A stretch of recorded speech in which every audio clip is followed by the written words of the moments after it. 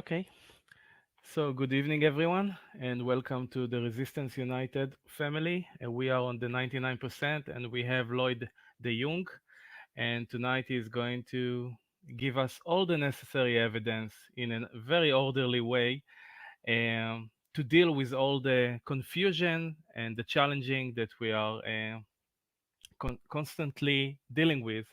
So he will provide all the arguments and the evidence in an orderly way, and thank you very much for doing that, Lloyd.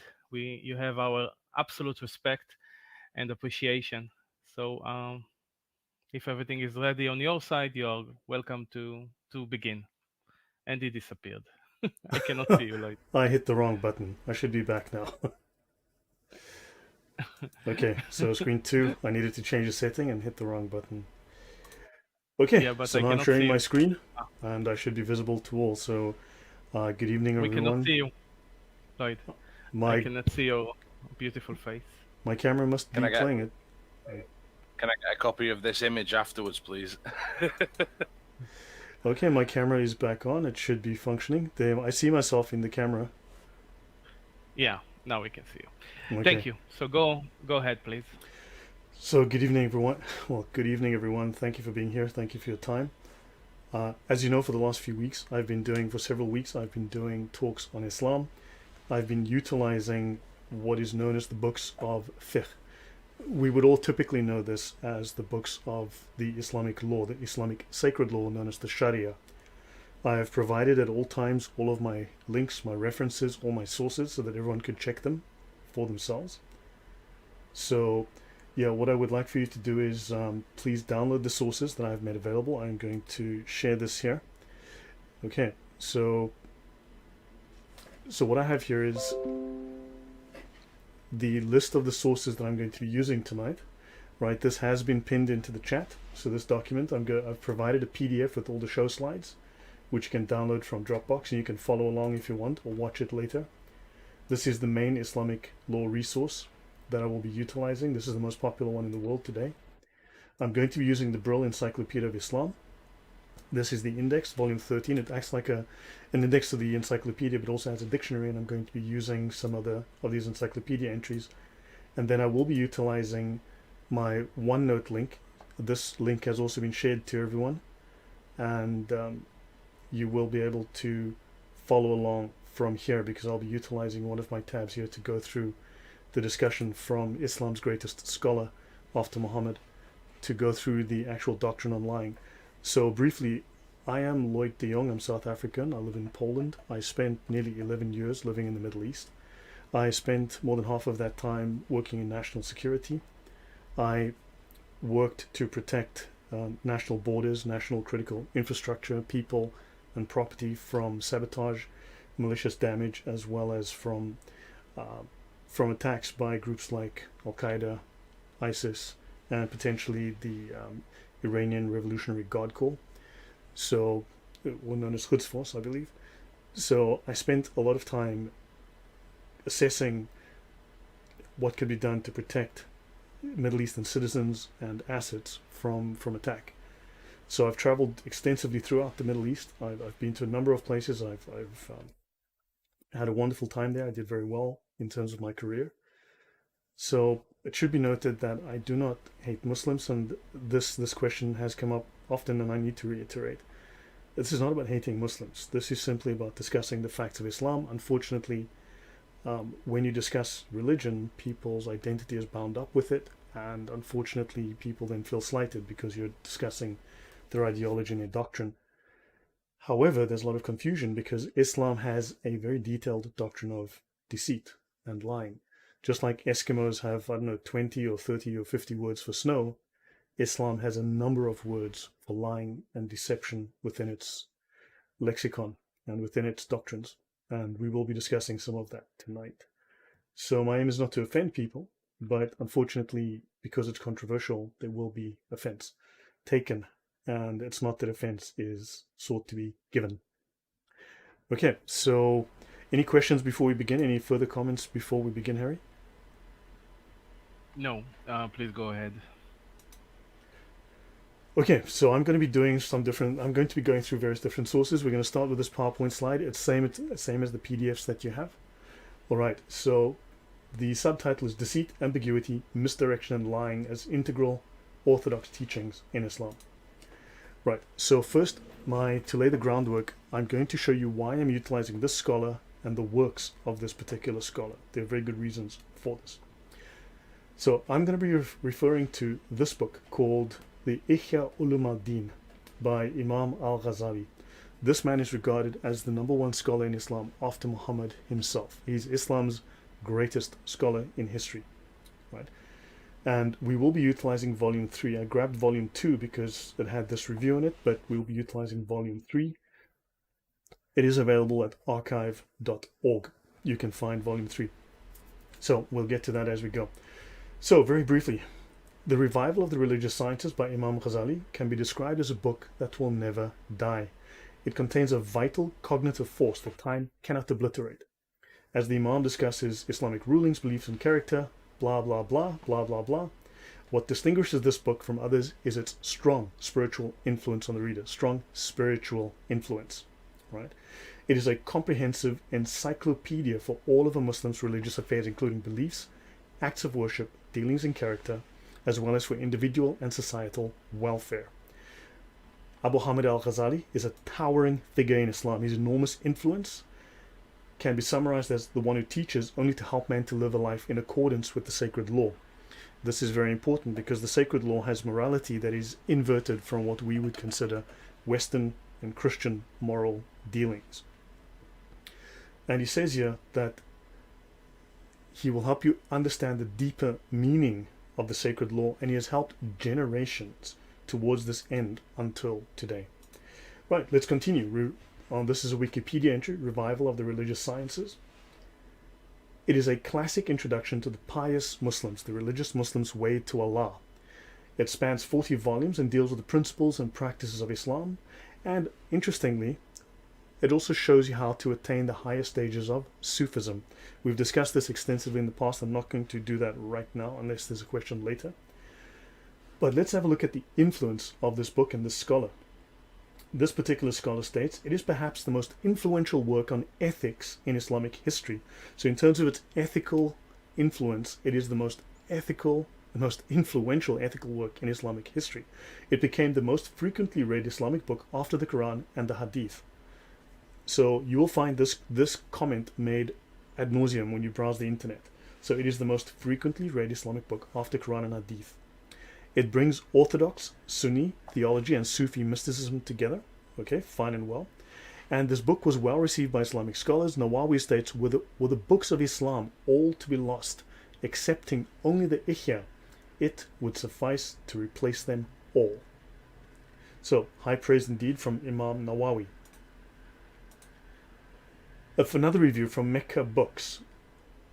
The Mukhtasar is an abridgment of the Ihya Ulum al-Din. It is packed with boundless wisdom by the great 11th century scholar Imam Ghazali. It is probably the most influential work in Islam after the Quran and Hadith. The Ihya has been studied and taught all over the world.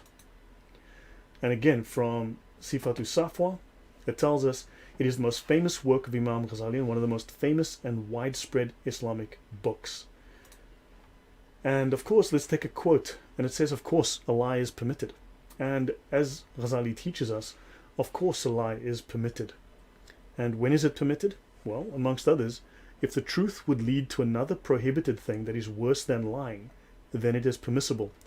Now, I should note that within Christianity, within Western moral law, one generally has the concept of right and wrong. Islam doesn't really have the same idea. It doesn't have the concept of right and wrong. What it has is the law of legal and illegal, haram and halal. So you've got what is legal and what is illegal, not right and wrong. What is lawful and therefore permissible, and what is not lawful and what is not permissible. However, every single law, every single moral ruling, every single fatwa, every single tenet of Islam can be broken, can be violated lawfully. It is quite legal to do so. So, again, to state, a lie is permitted. Because if telling the truth would lead to another thing that is prohibited, then and that might be worse than lying, then it is permissible to lie. And this is from the 40 Principles of the Religion, an adapted summary of the Ihya Ulum al-Din. Now, let's have a brief look at some of the Islamic doctrines of deceit. Now, everyone is familiar with the term taqiyya, okay? Taqiyya is where they would want to focus your attention because they can justify it. You will often hear the story that says, well, you know, what if someone was threatening to kill you? Wouldn't you then tell a lie to defend yourself? Or what if someone was going to hurt your friends or your family? Wouldn't you tell a lie to protect them? And this is certainly one example that is actually routinely used by the imams to teach Muslims, well, look, here's an application of taqiyya. But like I said, there's more than one kind of deception in Islam. There's numerous kinds. Okay, there are several different kinds of deception. That's only one, and that's one circumstance. That's one isolated case, a very rare case for that matter. Of course, the Shia developed taqiyya because they were being killed by the Sunnis. Once they discovered that they were Shia, the Sunnis might well have killed them or harmed them, so therefore they had to learn to hide their identity. The same form of lying is called mudarat in Sunni Islam. So while they might say, well, taqiyya Shia, well, yes, it's called mudarat in Sunni Islam. Sunni, don't forget, comes from the Sunnah, Muslims of the Sunnah. Now, when you quote the Sunnah, as we did on the last show that I did, Muslims were denying the Sunnah. It's interesting that Sunni Muslims deny the Sunnah when Sunni comes from Muslims of the Sunnah, right? Which is the Hadith and the Sirah, the biographies of Muhammad, actually the Gospels of Muhammad. So notice that one of its definitions is calculated deceit for the purposes of spreading Islam. We're going to dig into this much deeper later. Kitman, deceit by silence or omission. And interestingly, within Judaic law, if you read the Talmud, there's the statement that a half-truth is a whole lie. Right? Oddly enough, the rabbis state that a half-truth is a whole lie, whereas Islam has an entire methodology for telling half-truths. So, lying by omission, an example would be when Muslim apologists quote only a fragment of the verse 532, that if anyone kills, it shall be as if he had killed all mankind, while neglecting to mention that the rest of the verse and the next mandate murder in undefined cases of corruption, technically meaning temptation away from Islam, and mischief, again, temptation away from Islam. Also, one should note that with 532, the next verse is about what we would call cruel and unusual punishment, which includes chopping off the hands and the feet from opposite sides, crucifixion, and so on. Now, also, the verse 532 states in the beginning very explicitly, it was ordained for the Jews. It was ordained for the people of Israel. So this is a law that Allah stated was specifically applied to the people of Israel. It comes from the Talmud Sanhedrin. Now, the next verse, 533, refers to the Muslims, and it says there that they need to, as I said, cruel and unusually punish people for violations, which includes trying to lead them away from Islam.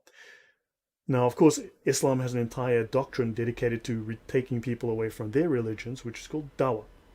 Note also that the Quran says that 532 was stated by Allah. Quran 532 is taken, as I've shown in the past, in detail on this channel, on the show, from the Talmud. It's the words of rabbis. It is not the word of God directly. So the Quran unfortunately thinks that the words of the rabbis and the Talmud is the word of God, is the eternal word of God's own spoken words. So yeah, so much for the Quran. So tawriya, deceit by ambiguity, lying by omission, taysir, deceit through facilitation, not having to observe all the tenets of the Sharia. Now, back to this idea of tawriya, deceit by ambiguity. Someone comes to visit your mom and you're 10 years old and your mom doesn't want to see that person and she's hiding in the back. She's in the garden, in the kitchen, in the attic, whatever. She's hiding in the basement, whatever the case might be. And this person says, is your mom here? And you say, no, she's not. Because you are interpreting that as, is your mom right here in front of us right now? And the answer to that is, no, she's in the bedroom. She's a few meters away, hiding under the sofa, whatever.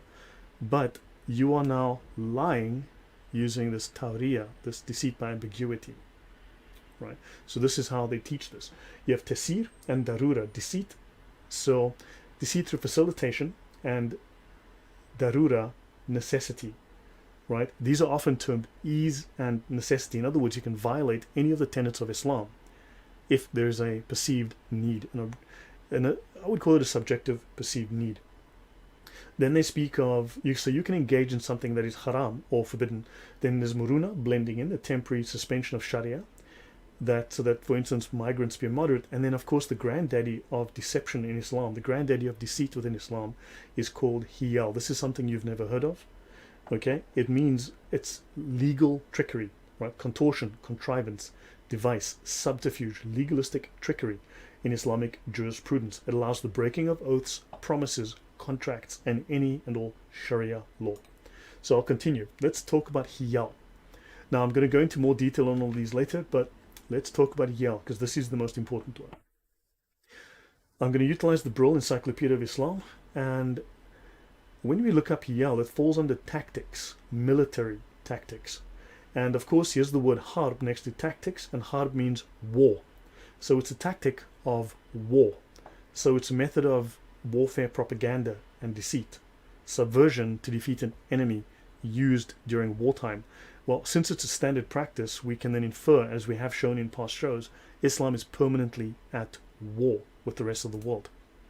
Now, in military science, the plural form of adab is a synonym of hiyal, stratagems in war. So hiyal, legalistic trickery, is also a stratagem in war, a method of defeating an enemy in war. Adab is also important. Now, adab al-jadal, in theology and law, a method of debating in which were discussed questions that were controversial. It was not a matter of finding the truth, but of convincing the opponent. Now, very interesting. So Muslims always say, well, let's have debate. Oh, let's debate. Because they have a very specific methodology of utilizing debate, which utilizes rhetoric in a deceitful, sophist manner. So it is rhetoric applied in a manner that uses sophistry to win. The whole purpose is to win. We'll be discussing this. Let's look at the hiyal again within the Encyclopedia of Islam. They speak here of artifices, devices, expedients, stratagems, the means of evading a thing. Many of you may well have had discussions or potentially even debates with Muslims, and they will never answer the question. They'll evade, they'll deflect, they'll move to something else, because hiyal is the skill of evading something and moving to something else, right? These are tricks of beggars. And in law, hiyal is circumventions of the law. To circumvent the law is a polite way of stating to break the law, to get around the law.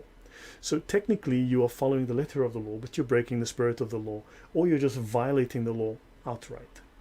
These are legal devices, the use of legal means for extra-legal ends. Extra-legal means illegal ends, utilizing legal means to do illegal things.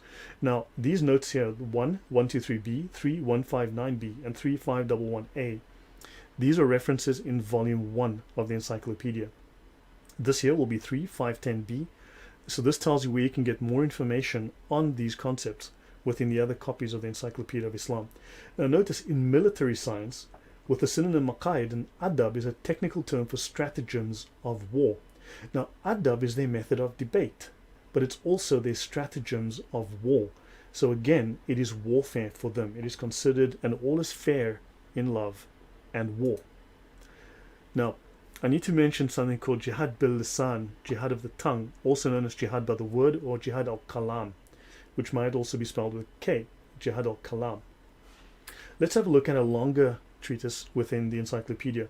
Adab al-jadal became the technical term for the method of debating, not only in theology, right, and in jurisprudence, in which we discussed questions that were controversial between schools of law, but also in matters of jurisprudence and theology with non-Muslims. So it became their standard. So it was no more a matter of finding the truth, but of convincing the opponent. Again, we have this knowledge that the whole point of their method of debate is to convince, not to find truth. It's designed to win. They use lovely euphemisms to say what they want to say. So notice that adab also means sunnah, because Arabic words have multiple meanings. Sunnah, Sunnis follow the sunnah. It is the way. So it is the way of war. It is the way of Muhammad. It is the way that things are done. So this is the standard practice. Okay, you can look at Encyclopedia of Islam, volume 13 again for this. Now, let's have a look at Ilm al-Badi. Now, Lloyd? this fall... Yes, I'll pause. I'm sorry for interrupting you. I just Sure. want to bring to your attention that your friend Adam is here. Adam, welcome. Hey, man, good to see you. Thanks for coming. Hi, brother. Thank you so very much. And so Thanks. nice to be here. You're early. Thanks very Welcome. much. Yeah. Okay. So, Adam, if you want to jump in, just raise your hand, and of course you can jump in. But yeah. So I'll leave it up to you. But so He let me doesn't have continue. to raise. He doesn't Oh, have to raise his hand. We unmuted him so he can just join in whenever he feels like. excellent. Thank you. So, Ilm al-Badi, right? Now, again, this is the Encyclopedia of Islam. It is the gold standard. It is the most respected and authoritative of the academic encyclopedias that tries to explain the history, the etymology, the knowledge, the geography, etc. of all things Islam. It is an incredibly important resource, a huge, monumental resource spanning over a century of work. So the Ilm al-Badi, it's the branch of rhetorical science which deals with the beautification of literary style, with the artifices, and this word's important, artifices of the ornamentation and embellishments of speech. Right, so we will continue, we will come back to all of these and we'll tie this up neatly. So let's talk about the sunnah of war, hiyal, plural of hila, artifice, device, expedient, strategy, a means of evading a thing. Hiyal is a technical term for stratagems in war. Synonyms, adab, as well, their form of debate. The use of stratagems in war is justified by a saying attributed to the Prophet, which is an old proverb, al-harb khudda, war is deceit. Just on that point, it should be noted that people commonly state that, oh, Mossad says that by way of deception you will do war. Well, this is a very common practice. Sun Tzu said it as well. Is Sun Tzu evil? But Muhammad said it a long time before Mossad did. War is deceit. In fact, if you look at some older Quran versions, the earliest translations, it states that war is a game of deceit. So the term occurs in the titles of works on the military art as well as in their text. Okay, so let's continue. Now, oath breaking, breaking your oath for fun and profit. Let's learn a bit more about hiyal, how hiyal are used. Now, the first hiyal were developed as early as the late 8th century, but within the early 9th century, about 805, the first texts, which contained hundreds of examples of how to speak in a way that was deceptive, were developed and published. Right? So the first and simplest hiyal were presumably thought out by interested parties who felt the need. In other words, first, the merchants in particular. But it was beyond them to invent and apply the more complicated ones. So they had to have recourse to specialists in religious law. And the specialists in religious law, the imams, did not hesitate to supply the need for methods to deceive people using deceptive rhetorical language. A special branch of hiyal is concerned with the evasion of obligations undertaken under oath.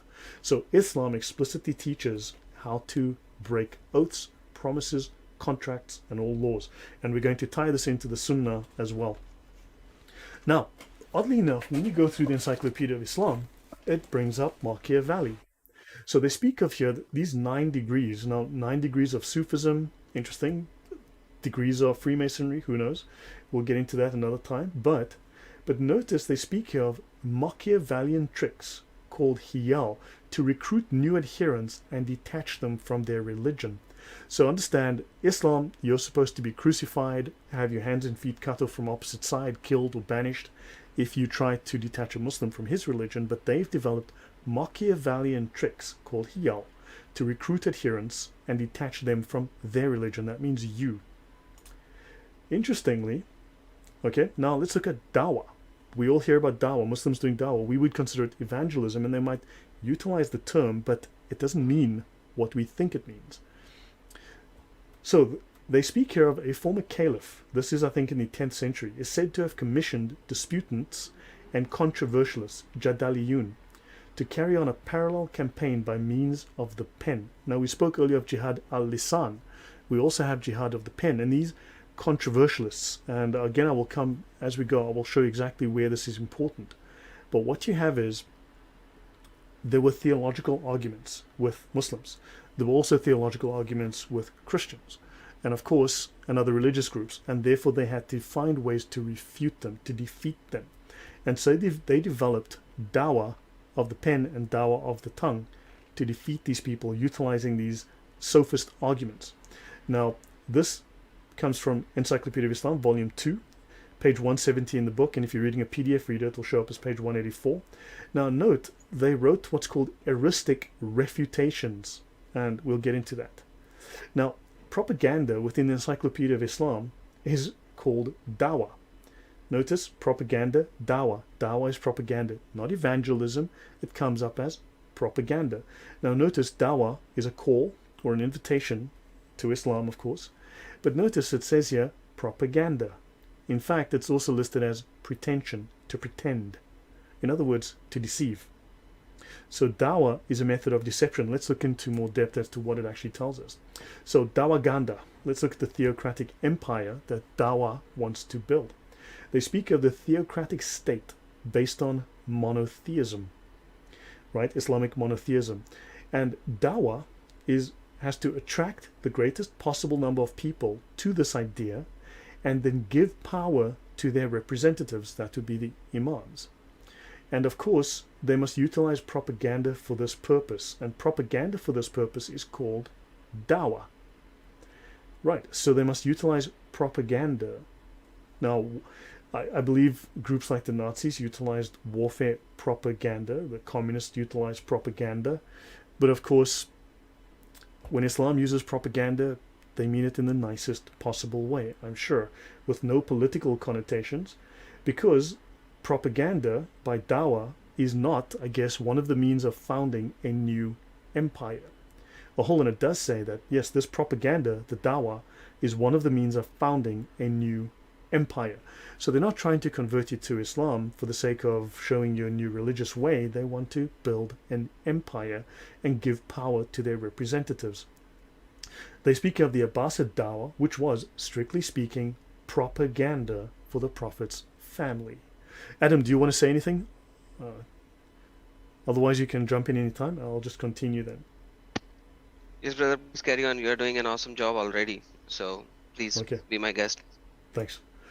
Okay, so hiyal, yes. So now they speak here of in the Machiavellian tricks, hiyal, to recruit new adherents and detach them from the religion. So these would be clever arguments to win over your loyalty and to detach you from your former beliefs, right? That's dawah. Okay, but why do they say it's Machiavellian? Let's look at the word Machiavellian. It says here that Machiavellianism is one of the traits in the dark triad model. This I got from Wikipedia, along with psychopathy and narcissism. Harry, just from your perspective, would you consider that psychopathy and narcissism are positive traits that one wants to see in evangelism? No, absolutely not. And Machiavelli also responsible for writing, for example, The Prince and other books, and he is demonstrating there his very heavy hand on how to control people and all this insanity we are dealing with even today. So right. So he wrote that to teach people how to manipulate others and gain power and control over them. Would that be correct? yes, sir. So, in other words, it is a political text, right? So Machiavellianism is used for political means. It is deception and control utilized for political means. Dawah is thus deception and control utilized for political means, as we saw, to build an Islamic empire, right? Empires are political. So in the field of personality psychology, Machiavellianism is a personality trait centered on manipulativeness, callousness, and, interestingly, an indifference to morality. So one would think that a religion would not be indifferent to morality, but according to these associations that I'm coming up with here and with the evidence presented from within the Encyclopedia of Islam, it states that yes, it is indifferent to morality. Now, I want to bring up, this is a very short video. It is 60 seconds long, and it's going to talk about how dawah is utilized to deceive in terms of getting people to follow Islam. Now, before I continue, I'm going to bring this up. I'm going to show you a few things. So first of all, if you click on the PDF link, which I've provided, you will come up with this here, as I have shown you. You will come up with all of these slides in a PDF format, so you can follow along and you can download everything and utilize everything later at your leisure. Okay. Then also, I'm going to be using a couple of links from the tafsir. This is my channel, but I'm now going to play this video for you so that you guys can see This is from memory.org, right? This is quoted by, rather, this is on a different channel, but it originally comes from memory. And let's see, once upon a time, there was a Muslim and his Jewish neighbor. And this is only 60 seconds long. We're going to play this now. كان في واحد مسلم بجوار واحد يهودي. فالمسلم كان يرى من اليهودي ده يعني شيء من الطيبة ولو كانت بسيطة. فكان نفسه بأي طريقة إن هو يبتكر طريقة. Sorry? Lloyd, you're gonna have to reshare your screen and click the little box that says share audio as well. Share audio. Okay, fine. Let me do that then. My apologies. But remember to change it back afterwards, otherwise we'll be hearing you twice.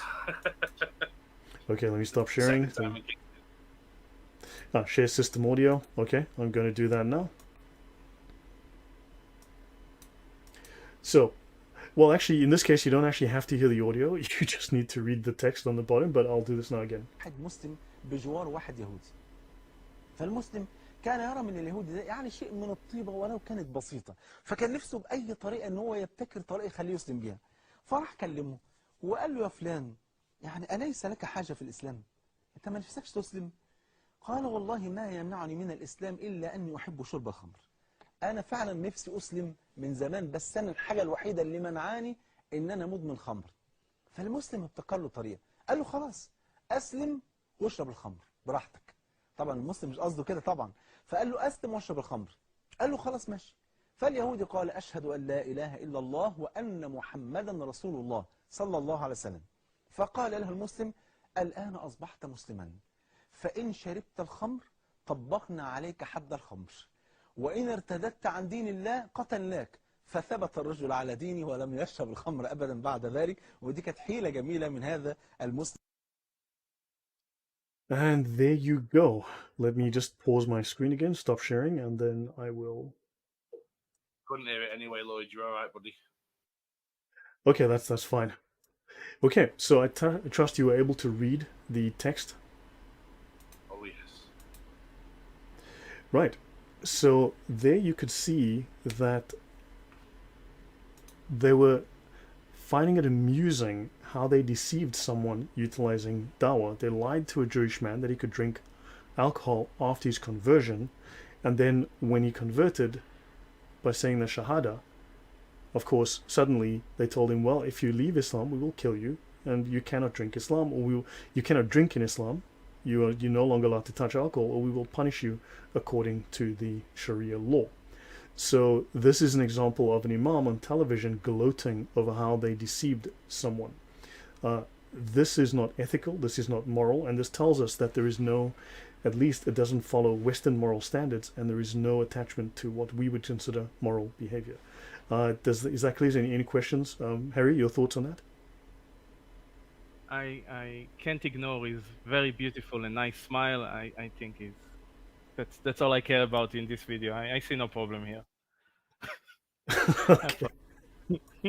كان في واحد. Understood. Your sarcasm better, Harry.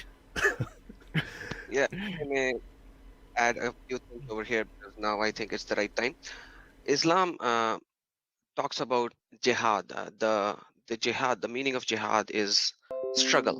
Okay, so most of the people actually think that jihad just means fighting, but jihad means struggle.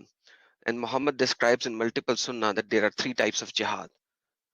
Jihad bil lisan, which means the jihad of the tongue. Jihad bil yaday or bil lisan, depending on which hadith you will see.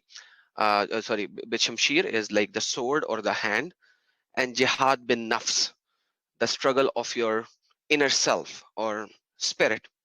So when you are giving dawah, you are actually doing a jihad bil lisan to the people, with the people. And Muhammad said the war is deceit. You can just search on Google and you will get multiple links from Islam Web and etc., which will show you multiple ahadiths on this, that jihad is a deceit. And it says in Sahih Bukhari 3029 and Sahih Muslim 58 as well, that jihad is deceit. And in deceit, every kind of betrayal is acceptable. If I may be able to share my screen, I think. Adam, Adam, maybe you can say a few words about your background, if you're okay with that. Yeah, sure. I'm a ex-Muslim, Sunni ex-Muslim. Uh, I come from a Sayyid family, which means that our lineage can be traced back according to the Shajra and Nasb of ours, to the lineage of Muhammad. I have been a very devout Muslim for almost 40 years of my life. Then I became an agnostic, and now I am a follower of Christ. Praise Lord for that. I am a follower of Christ for almost 2.5 years. That's the shortest possible way for myself to be explained who I am. Thank you. So yeah, this is the IslamQA.info fatwa number 10138. It says, yet despite this commandment of betrayal, Islam allows deception in war in order to attain victory. Al-Nawawi said, the scholars agreed that it is permissible to deceive the kuffar in war in any way possible. In any way possible. What's the kuffar? The Kuffar are non-Muslim. the people who are non-Muslims, who do kufr. That's you. Kufr simply comes in, yeah, all of you. Yeah, kufr simply comes into play when you say that the one who has denied Allah and His Messenger.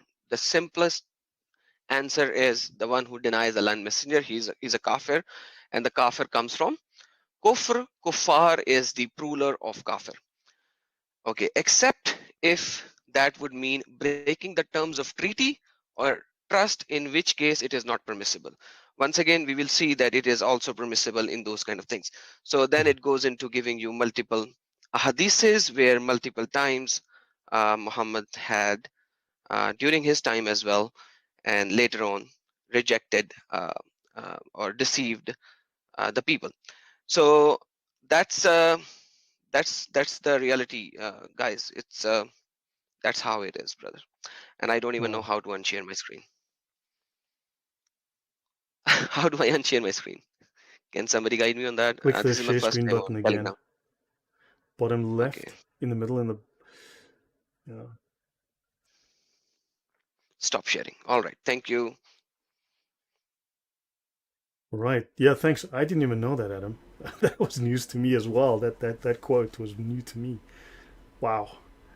Yeah. So I understand that there were numerous references, and so Adam knows much more about the Sunnah than I do.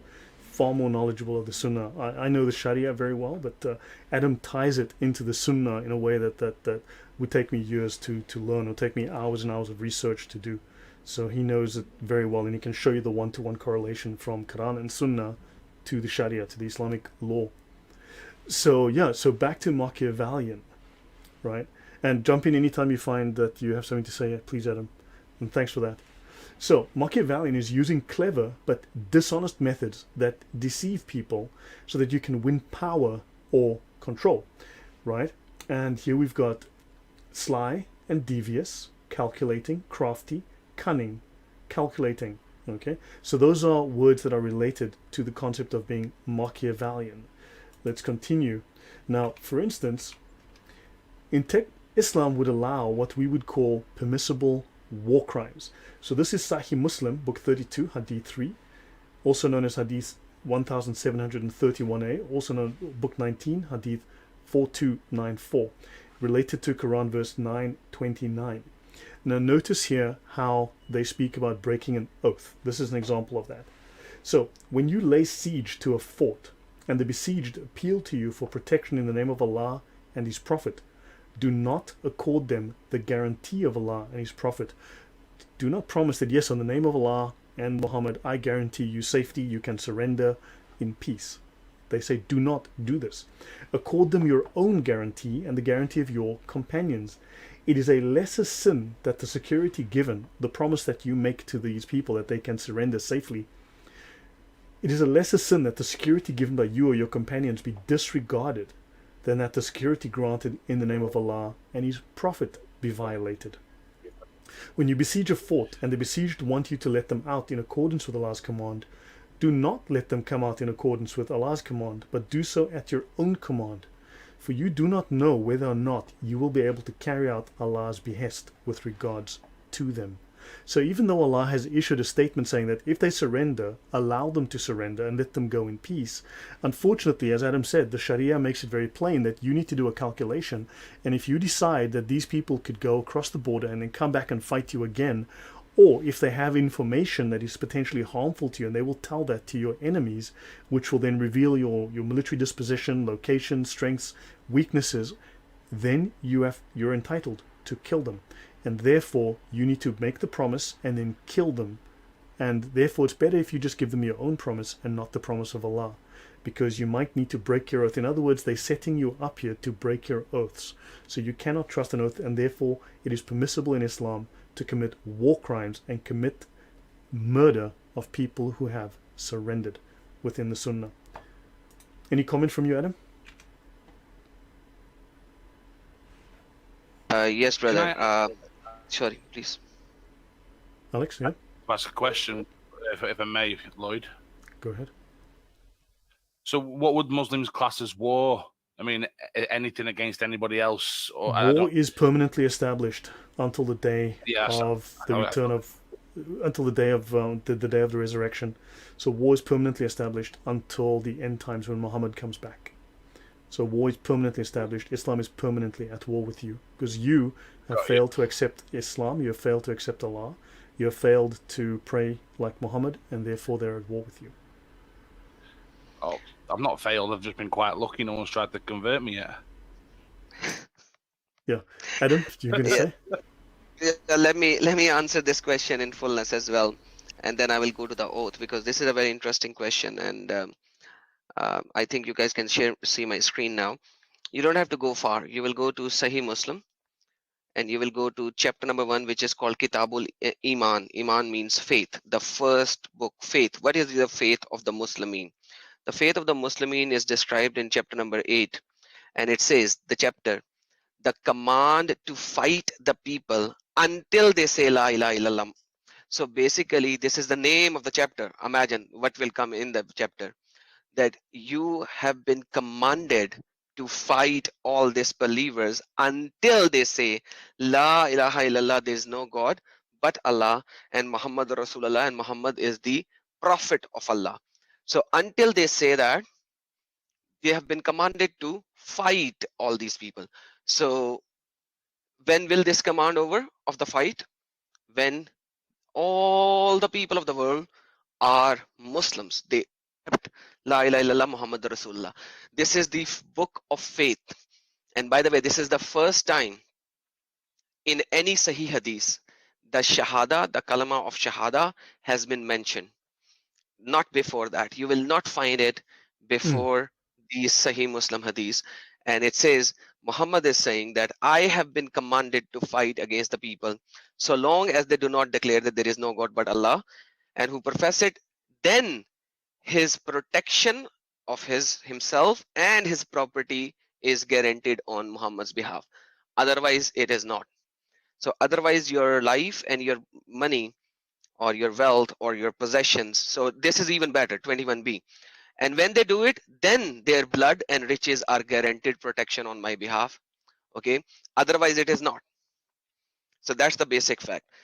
Secondly, while we were talking, I just opened these hadiths as well. This is the hadiths of Sahih Muslim again. It talks about the oaths. You can simply break the oath, full stop. Muhammad said that it is narrated, Sunan Ibn Majah 2108, and this is very daif hadith, as always. You know, we can't show Sahih hadiths because they will say that nothing is Sahih. But anyhow, it says that whoever swears an oath means who swears by Allah, you know, swears an oath, then sees that something else is better than it, then let him do which is better and offer expiration of what he swore about. So swearing in Islam is a piece of cake. You swear an oath and then you see something better, you go do that. A couple of examples that I'm... Sorry? Not much of a promise, is it, if you can just break it after you've said it? Correct. Exactly. And then this is Sahih Bukhari, and it gives you a particular narration of what happened, that Muhammad himself swore an oath, broke an oath. So a person went to Prophet, Okay, and then Prophet said that then we stayed as long as Allah wished, and Prophet said by Allah. So he swore by Allah. So he swore like by God, by his God. He swore, I will not provide you with mounts, and I haven't got anything to mount you on. Okay, Muhammad said, I will not provide you with mounts. Okay, he swore by Allah. Then what he did was later uh, stayed with Allah Messenger, and then there were very nice looking she camel were brought to him, and he made us ride them. When we left, we or some of us said, by Allah, we will not be blessed, as we came to the Prophet asking him for mounts, and he swore that he would not give us any mount, but then he did give us the mounts. So let us go back to the Prophet and remind him of his oath. When we returned to him and reminded him of the fact, he said, I did not give you mounts, but it was Allah who gave you. By Allah, Allah willing, if I ever take an oath to do something and then I find something else than the first one, I will make expiration of my oath and do the thing which is better. So, Prophet of Islam swore by Allah and then he broke his swear, and then the people came and telling him, hey Muhammad, what did you do? You broke an oath. He's like, doesn't matter. I find something better. Allah made me break the oath, so be it. Bye bye. We see it in Sahih Muslim 1650. A person sat late in the night with the Allah apostle and then came to his family and found his children had gone to sleep. His wife brought him food, but he took an oath that he would not eat because of his children going to sleep without food, whatever. Without my children, I will not eat. That's what he swore. He then gave precedence of breaking his vow and ate the food. He then came to Allah Messenger and made mention to him, whereupon Allah Messenger said, he who took an oath and later found something better than what should do and expirate of the breaking of his oath. So you can break, you can take an oath, you find something better, go break it. This is not just hadiths, it's Quran.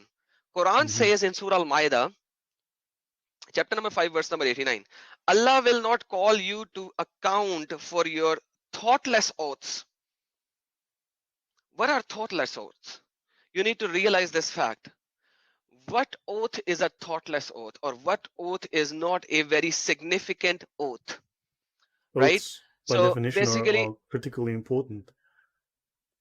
yeah, the billahi, like anything which is uttered out of your mouth suddenly as an oath, Allah will not take you accountable for that, because this says thoughtless. Let's just see some other translations, because you know, it's this is very, very important, because you can just say an oath and then you just forget about it, you know. Let's see. And talk in vocabulary of your oath, like suddenly if you take an oath, okay, idle talk oath, right?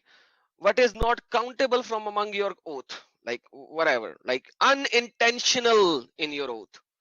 Billagwi, like suddenly you just said something, you know, that you speak unintentionally as an oath. So basic in reality, if you look at the situation, Allah in Quran, and then you go into the tafsir and you will see so many unintentional oaths and all. So especially when the war is deceit. Now war is already deceit, as I have shown you. In the war, if a person takes an oath, do you think it will be accounted by Allah and Muhammad? No, because war by default is deceit. And then even if you are not in a war, you are talking to your wife, you're talking to your children, you're talking to some other guy, and it's not a very big oath, you know. I will not give you saddle to sit. I will not give you this, but I did give you. So in war, you can just simply break it. In a normal situation, you can still break it. So which situations are there when you cannot break it? It There are no differs situations in from all muhaddis to situations. muhaddis. Yeah, it differs from muhaddis to muhaddis. Some muhaddis will say something else, some muhaddis will say Yeah, but something the else. So hadith, remember, the eventually, hadith are not the final.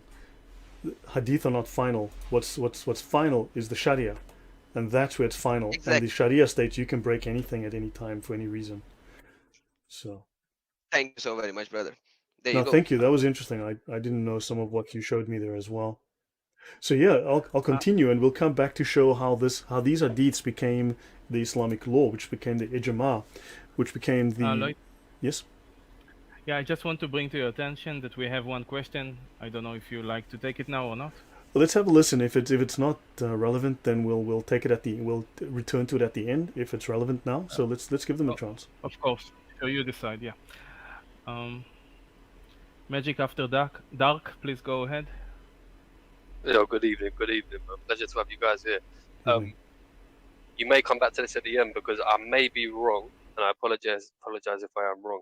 But I grew up and live in an area that is very high populated Muslim. What is your question, please?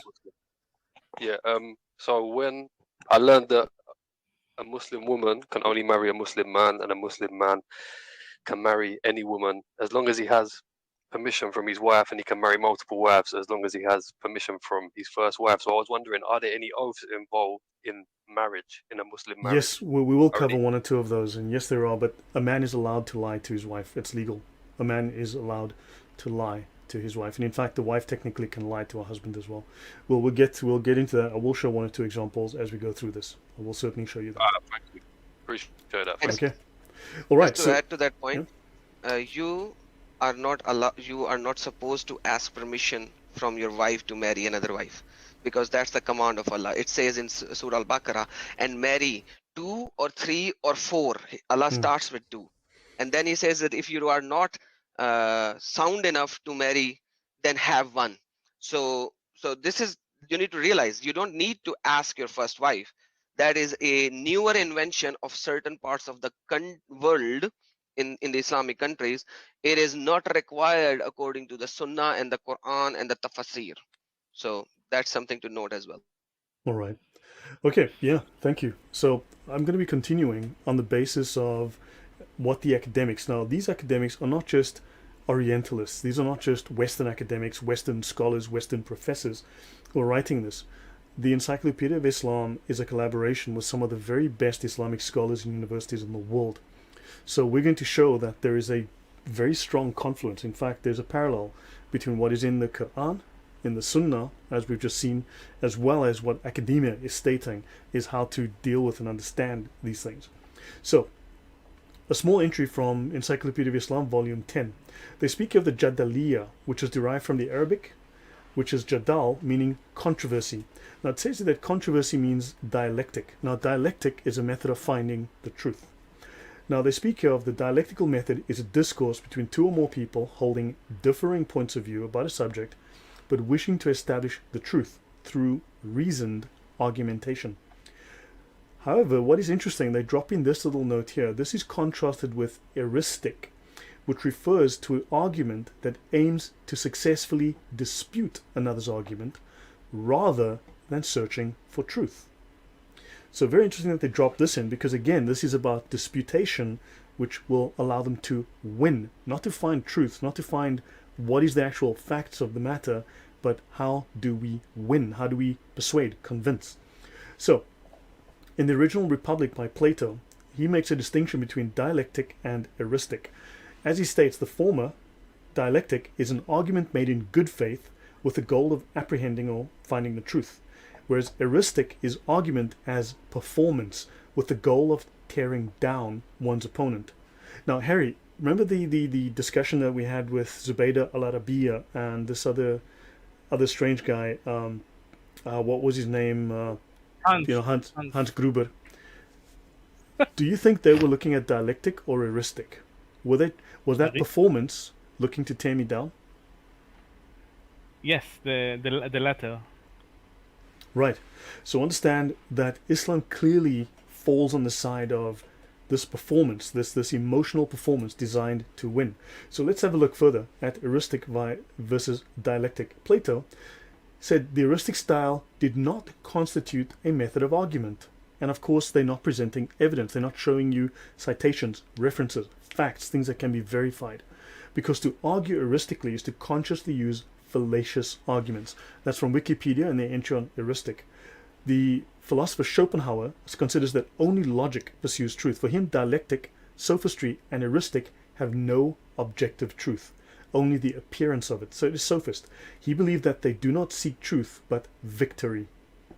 They were simply, these people that argued with me 2 weeks ago, weren't looking to find truth. They were rejecting all evidence out of hand They were simply making assertions. They wanted to win. They wanted to beat down the opponent, not deal with the facts of their own religion. So let's look at the word artifice. So we're going to jump into this in more depth. And so artifice, clever or artful. Notice expedient, suitable for achieving a particular end. An ingenious device or expedient, a stratagem, which is a trick. It is false or insincere behavior. False or insincere behavior. Let's have a look further. Artifice, different dictionary, the Free Dictionary.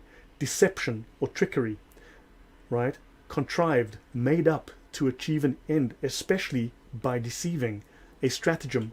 And remember, this is in reference to how Muslims debate. Their form of debate literally is designed to win by deception. Let's have a look. Artifice, again, a different dictionary, Collins English. A clever expedient, a stratagem. Subtle deception, a contrived device. Let's continue. Random House, Kerneman Webster's College Dictionary. Clever trick, stratagem, trickery, guile, craftiness, contrivance or expedient.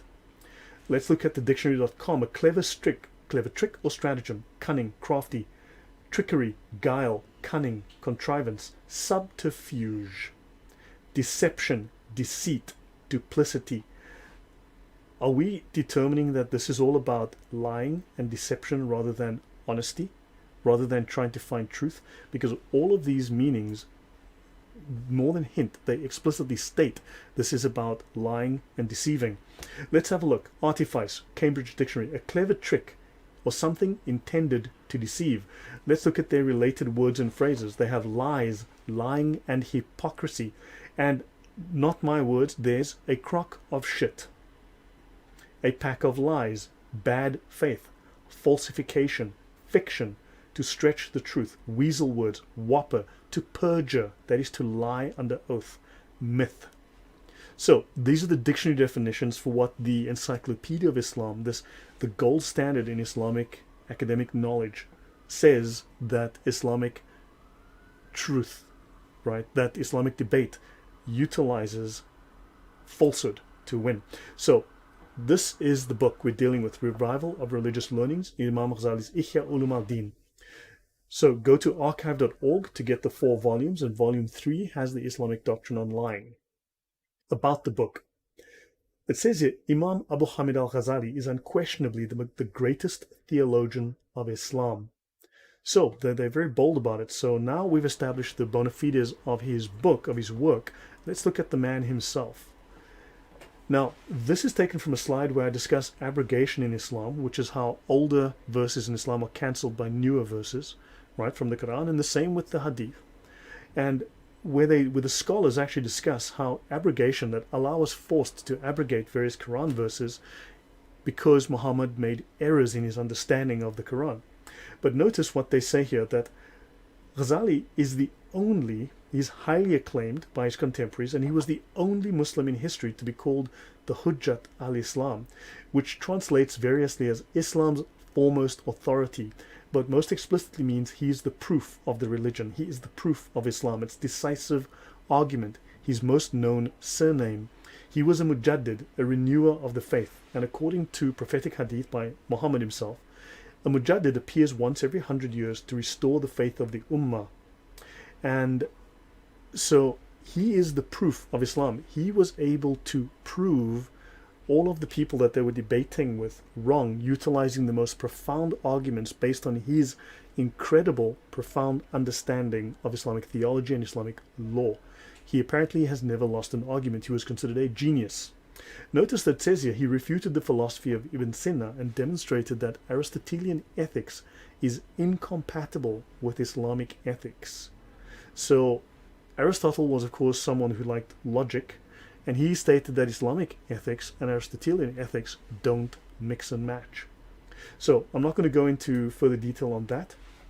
Let's look at a few discussions on who al-Ghazali was. So this is Egypt today, right? Here's the link to this article. And of course, very soon we'll discover that Egypt has nothing to do with Islam. And they write here in this article, he's one of the greatest renewers of the faith in history. He is known as the Hujjat al-Islam, the proof of Islam, because of his efforts in intellectually fighting against some of the most dangerous ideas and philosophies that plagued the Muslim world. Imam Ghazali today is known as the Hujjat al-Islam, Arabic for the proof of the religion, due to his contributions in protecting the Muslim world from the intellectual challenges that were facing it. His life kept in line with the sayings of Muhammad, promising a renewal of the faith every century, 500 years after it was spoken. Let's have another look at Ghazali.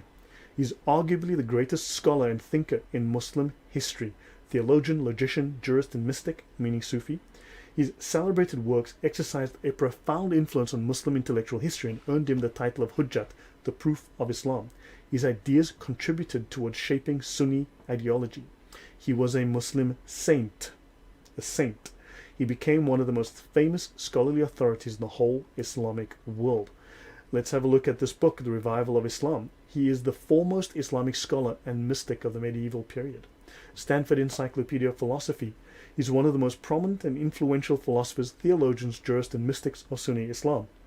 What this means, according to Muslims, once I start showing you what he wrote, is that he had nothing to do with Islam and he was some dippy scholar no one's ever heard of. But I think the evidence says otherwise. And final slide here on this one, he is one of the greatest theologians of Islam. His influence penetrated Europe, influenced Jewish and Christian scholasticism, blah, blah, blah. Al-Ghazali, 900 years later, and still relevant. By Farah Jassid, contributor, and this I quote is HuffPost of all things. Al-Ghazali is acclaimed as the most influential Muslim after the Prophet Muhammad. His work shaped how generations of Muslims would understand their religion. So let's have a look at what he wrote. So we're going to switch now to, we're going to discuss obligatory and permissible lying in reliance of the traveler and the tools of the worshipper. Right? And we're going to go to page 744 on a chapter titled Permissible Lying. And we're going to start with, just prior to that, section R 7.0, giving directions to someone who wants to do wrong. Then we'll touch on permissible lying. And here's a little quote from the section that says, talks about strictness. Azima. As opposed to the above mentioned dispensations or rukhsa, strictness is to forego lying in every case where it is not legally obligatory.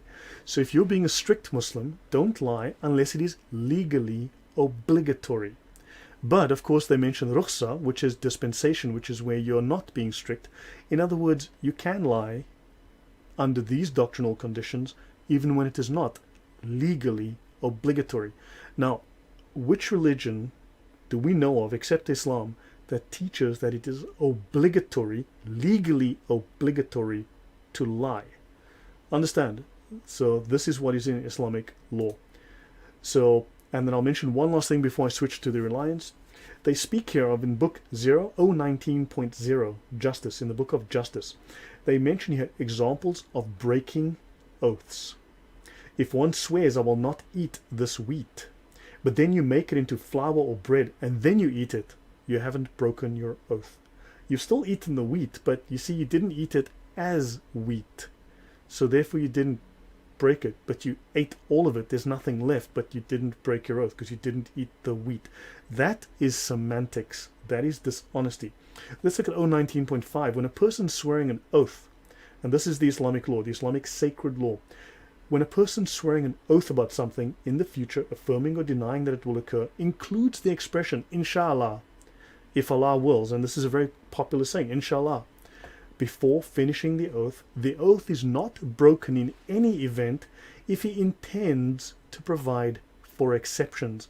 So in other words, there is not a single thing that a Muslim cannot break. There is no oath, there is no law, there is no promise, there is no contract, there is no agreement. If he says inshallah, he can then, if he intends to provide for exceptions, meaning that he's stating, well, look, maybe I won't be able to keep my promise, if I break it, it's all good because I said inshallah. Any comments or questions before I go on? Yeah, just to let people know what inshallah means. Inshallah simply means if Allah wills. So in reality, what he is saying, and most of the people who doesn't know Arabic would not know that he's making an oath saying, I will give you $1,000 next week. And he suddenly says, inshallah, make sure that that's not an oath now. Because he said, if Allah wills. And then, oh, I was not able to give you because Allah did not will it for me to give it. That's why you would see so many Muslims around you saying inshallah in almost every sentence of theirs. What does the Because word? then So what does the word wallah mean then? Because I've had someone say wallah, that. wallahi Say that. means by Allah. It means by Allah, like it's like an oath. By So Allah, it's still an wallahi. oath, right? Okay. So you are saying wallahi, I will going to slap you on your face. Inshallah. Now that wallahi has gone down the drain, because he, even though that he swore by Allah, yet he said in the end inshallah, which means if Allah wills. So where is the oath? That's exactly what Brother Lloyd is telling you. That's exactly what Brother Lloyd is telling you. You need to understand it. Like, they use Arabic words in English sentences that the foreigners do not know. And because it says that you cannot be good with non-Muslims. This is Quran, chapter number 3, verse number 28. It says you can lie with them, you should not be friends with them, you shouldn't be friends with them. In chapter number 9, verse number 28, it says Yeah, I'll come to all the that. kuffar is najas. They are najas, they are filthy. Yeah. So, combine all of these together, dude, what is an oath? It's nothing. It's a piece of cake, lie, deception. That's what Islam teaches, brothers. Right. Yep. So I'm going to jump into the reliance of the traveler. I'm going to go into the section that I discussed here on on lying and teaching deception. So yeah. So here we are. Okay. So thanks for that, Adam. Appreciate the support and the fact that you're corroborating from the Sunnah. And I will come to 328. We will get to that. So, for instance, they mention here giving directions to wrongdoers, like do not assist one another in sin and aggression. And they say do not do wrong. So what is doing wrong? Well, giving directions to wrongdoers includes showing the way to policemen when they are going to commit injustice and corruption. For instance, Molenbeek. This is where the Bataclan massacre in Paris. Think about that. These people hid in Molenbeek for 3 months, right? And no one said where they were, because showing the way to policemen and tyrants, right? Because they were going to commit injustice, because these men weren't committing terrorism, they were doing jihad in the name of Allah, which is righteous. And it would be corruption for Muslims to inform them on where these people are. Also, Muslims cannot teach you the sacred law. They cannot teach you the Sharia, because it says teaching questions of sacred law to those learning it in bad faith. Right now, you are learning it in bad faith. I am teaching it in bad faith, because we do not want the knowledge to apply it in our lives to become Muslims. We want to use it for an unworthy purpose, which would be to criticize Islam. Remember, it is lawful and it is compulsory for a Muslim to find Islam to be perfect. A Muslim who says that Muhammad is less than perfect is liable for the death penalty. I've covered that in the past. And of course, if you find Islam to be less than perfect, at the very minimum, you should be caned or whipped, possibly dying in the process. Now, notice, you cannot permit or authorize a person to do something that entails disobedience.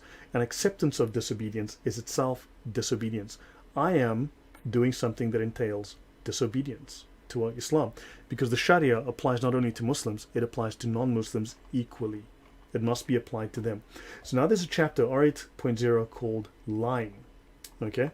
Now notice they say primary text from the Quran and Sunnah that it is unlawful to lie, numerous and substantive, except, and of course the but comes, permissible lying. The chapter on page 744 here, section R8.2, permissible lying. The Prophet said, he who settles disagreements between people to bring about good, this is the Islamic definition of good, not your definition of good, or says something commendable, is not a liar. So a Muslim who tries to settle a disagreement. Now, 2 weeks ago, when I was having this disagreement with these Muslims who were denying their own scriptures, denying the words of their own Allah, denying the words of their own Prophet, they were trying to settle a disagreement, and therefore, if they lie while trying to settle a disagreement, what they're doing is commendable. It is not a lie, because they're trying to bring about good, because they're trying to bring about the supremacy of Islam, and the perfection of Islam cannot be questioned, and therefore they were trying to defend the honor of Islam, and therefore they were doing good, and they were not lying, even when they were lying through their teeth. So this much is related by Bukhari and Muslim, okay, the two most sound, two most authoritative and respected hadith collections. Okay, and of course, Ibn Kulthum added, I did not hear him permit untruth. So Muhammad did not permit lies except for three things: war, settling disagreements, and a man lying to his wife or she lying to him, in smoothing over differences. So we are permanently at war with Islam. I've covered this in the past in depth in previous shows. I've discussed Islam being at war, so I don't want to go over that again unless it's critically necessary.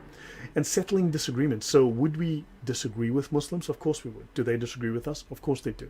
So if we have a debate is not a matter of agreement. A debate is a matter of disagreement. Therefore, they must and are allowed to lie. So this is an explicit statement that lying is permissible for a given interest. It is lawful. And notice the translator here states the best analysis of lying, permissible lying, I have seen, and notice the 10 commandments, right, of the Bible. Thou shalt not lie. Thou shalt not thou shalt not present false witness, right? Thou shalt not lie. God is a God of truth. However, Allah is quite capable of lying, and Allah allows lying. So it says here, Ghazali, he mentions the best analysis I have seen is by Imam Abu Hamid al-Ghazali, whom we've just discussed. Speaking is a means to achieve objectives. Now, objectives is a military term. Islam's at war. It says here, when it is possible to achieve a permissible aim, a praiseworthy aim, by lying, but not by telling the truth, it is permissible to lie if attaining the goal is permissible. And when the purpose of lying is to circumvent someone who is preventing one from doing something permissible, and obligatory to lie if the goal is obligatory. So it states here that it is obligatory for a Muslim to lie if the goal is obligatory. Now, is it obligatory that Islam becomes dominant in the world? Yes. Is it obligatory that they eventually take everyone away from Christianity and make them Muslims? Yes. Is it obligatory that the world becomes Islamic? Yes. So therefore it is obligatory for them to lie. Adam, do you want to add anything here? Brother, then it makes everything that they say to anybody who is not a Muslim suspect, a lie. And by the way, just to add to this, Sahih Bukhari 2692, it says, he who makes peace between the people, bainan nas, it says bainan nas, any people, now he includes Muslims as well, okay, by inventing good information or saying good things, is not a liar. Laysal kazzabul lazi yuslihu bainan nas fayamani al khaira. So if you actually say something for the khair, for the good of the people, and you are trying to reconcile between the people in a good manner, no matter what you say is not a lie. Full stop. So Muslims can lie to Muslims. Muslims can definitely lie to non-Muslims for sure, because they are always in war with them.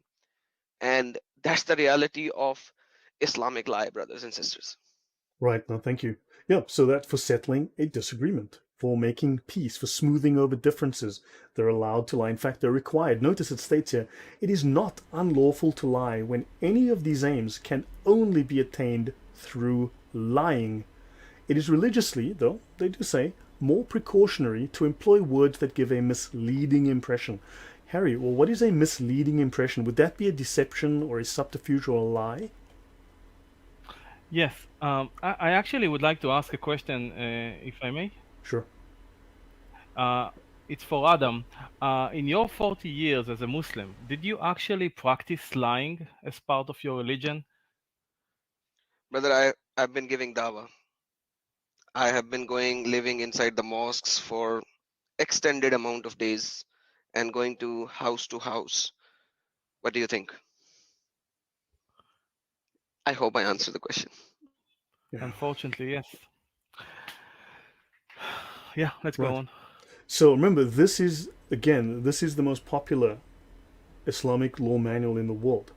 Okay, it's not the most detailed, but it is the most popular compendium. It's a single volume compendium. It's a little bit of everything. And we're going to go into the book that it is drawing from. We're going to read from that itself. Okay? Now, notice it continues. The outward meaning of the words deceives the hearer. That's what they mean by employ words that give a misleading impression. The outward meaning deceives the hearer. Okay? So understand, you can give words that deceives the hearer. And they don't state if the hearer is a Muslim or a non-Muslim, just deceives the hearer. That's all they refer to. So one should compare the bad consequences entailed by lying to those entailed by telling the truth. And if the consequences of telling the truth are more damaging, you are entitled to lie. Now, this book is sold to millions. It is 900, 800, 900 years old. It's become the most popular Islamic law manual in the world. And understand, we are quoting Ghazali in the most popular book in Islam, the most popular spiritual book in Islam after the Quran and Hadith themselves. So this is the most popular Islamic spiritual book written after the Quran itself. And it is telling you explicitly to lie, how to lie, and when to lie, and that there's no prohibition on lying, because in theory there is, in practice no. They mention your strictness. Forgo lying in every case where it is not legally obligatory. And this tells us there are cases where it is legally obligatory to lie. You are required to lie. So I'm going to finish up with just the last few points here. They have a section, R10, giving a misleading impression. They actually speak about how to give. They teach you how to give a misleading impression. They tell you it is a kind of deception. So your words deceive. Okay, for instance, is so-and-so here? To which the householder, intending the space between himself and the questioner rather than the space inside the house, replies, he is not here. So they teach you how to lie. Scholars say that there's no harm in giving a misleading impression if required by an interest countenanced by sacred law. So in other words, Islamic sacred law, the Sharia, teaches lying, obligates lying. That is more important than not misleading the person addressed. So you have to ask yourself, do I need to lie right now? Oh yeah, probably do. Or maybe I should lie just to be on the safe side. Because telling the truth might lead to trouble, so let's lie just to be safe. Or if there's a pressing need which would not otherwise be fulfilled except through lying. So in other words, when in doubt, lie. I'm going to jump ahead a little bit. Okay, so I can finish this and then we'll go to the actual Ihya Ulum al-Din itself. So we've spoken about that. Okay, then I'll go here. Okay, so that is done. So I finished that. Any comments or questions, Adam, before I move on to the Ihya Ulum al-Din itself? No, brother, carry on. God bless you. And yes, I do not think of any reason where you cannot lie in Islam, especially with the non-Muslims. And when you go into, I think if you go into the classes where they teach you how to go and give dawah, as the previous questions was asked, they actually give you the hadiths of Sahih Muslim, Sahih Bukhari, to show that if required, you can lie to bring them to mosque to begin with. Okay, you can offer prayer in the house to begin with, right? But Muhammad said, even if you're a blind man and you can't go to the mosque, you have to have a rope from your house to your mosque, so that you will use the rope to reach to your mosque 5 times a day. But then again, when you go to their houses and try to make them to say at least offer prayer, come to the mosque whenever you can, they'll just whenever you can, if Allah wills, and they'll add these kind of things. So it's a religion based on lies, guys, quite frankly. And they lie because they want to exalt Allah and Muhammad and bring the people to Islam. And that's the reality. Right. Sadly. So yeah, I'll continue with this and I'll get to the Ihya now. So let's have a look at Sahih Bukhari. Right. Adam's already mentioned this. If you take an oath and later on you find something that is better, expiate your oath and do what is better. So break your oath, say you're sorry to Allah, and then do what is better. So if you go to Quranics.com down in the bottom and you do a search in their search bar on Quranics.com for expiate oath, you're going to find several of these. You'll find at least 10 or more that will tell you that yes, you're allowed to break your oath. It's part of the Sunnah. It is definitely part of Islam. Here you got Sahih Muslim as well. So you had Sahih Bukhari, now you've got Sahih Muslim. Do the better thing. Break your oath. It's fine. Now, let's have a look at something called liyan. This is a very uncommon, very well. I learned this from one of the guys who's actually in the audience right now. Sent me this. I'd noticed it, but it never clicked until he showed it to me, and then I was like, yeah, that suddenly it made sense. So thanks for that. Liyan, cursing, oath of imprecation. In law, the oath which gives a husband the possibility of accusing his wife of adultery without legal proof. So, you're allowed as a Muslim man to accuse your wife of adultery without legal proof, and therefore you are not liable to the punishment prescribed for lying to the judge. Because if you accuse your wife, according to Islamic law, if you accuse your wife of adultery and you're wrong, you are liable for punishment. But now here there's an out. Every single ruling in Islam has an out clause. And the possibility of also denying the paternity of a child born by his wife. So you can deny the fathering of a child by your wife. It frees the husband and wife from the legal punishment. Fantastic. Now notice this is in the Encyclopedia of Islam. You look in the Encyclopedia, volume 13. And so let's see if this has a precedent within the Sunnah itself. And it says here, a man accused his wife of committing illegal sexual intercourse. The Prophet made them both take the oath of liyan, and he separated them by divorce. So in other words, there was no such illegal sexual intercourse. It was just, how do I get out of this marriage? I'll accuse her of divorce. Okay, and she, whatever, they go along, and Bob's your uncle. Done. Sahih Bukhari, volume 7, book 63, hadith 226. Let's look at a second example. So now we're looking at, the Prophet made a man and his wife carry out liyan, and the husband repudiated her child. And it says there, possibility of denying the paternity of a child. So the Prophet got them separated by divorce and decided that the child belonged to the mother only. In today we would call this a deadbeat dad. Besides the fact that what is stated here within the Encyclopedia of Islam is borne out precisely by the Sunnah itself. Okay, and I've got to mention here, the liyan occurs in the Quran, in Quran chapter 24, verses 6 to 9. And of course, you've got in Quran 328, Tafsir Ibn Kathir.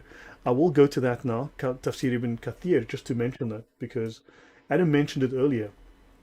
This is in regards to this verse. O you who believe, take not my enemies and your enemies as friends.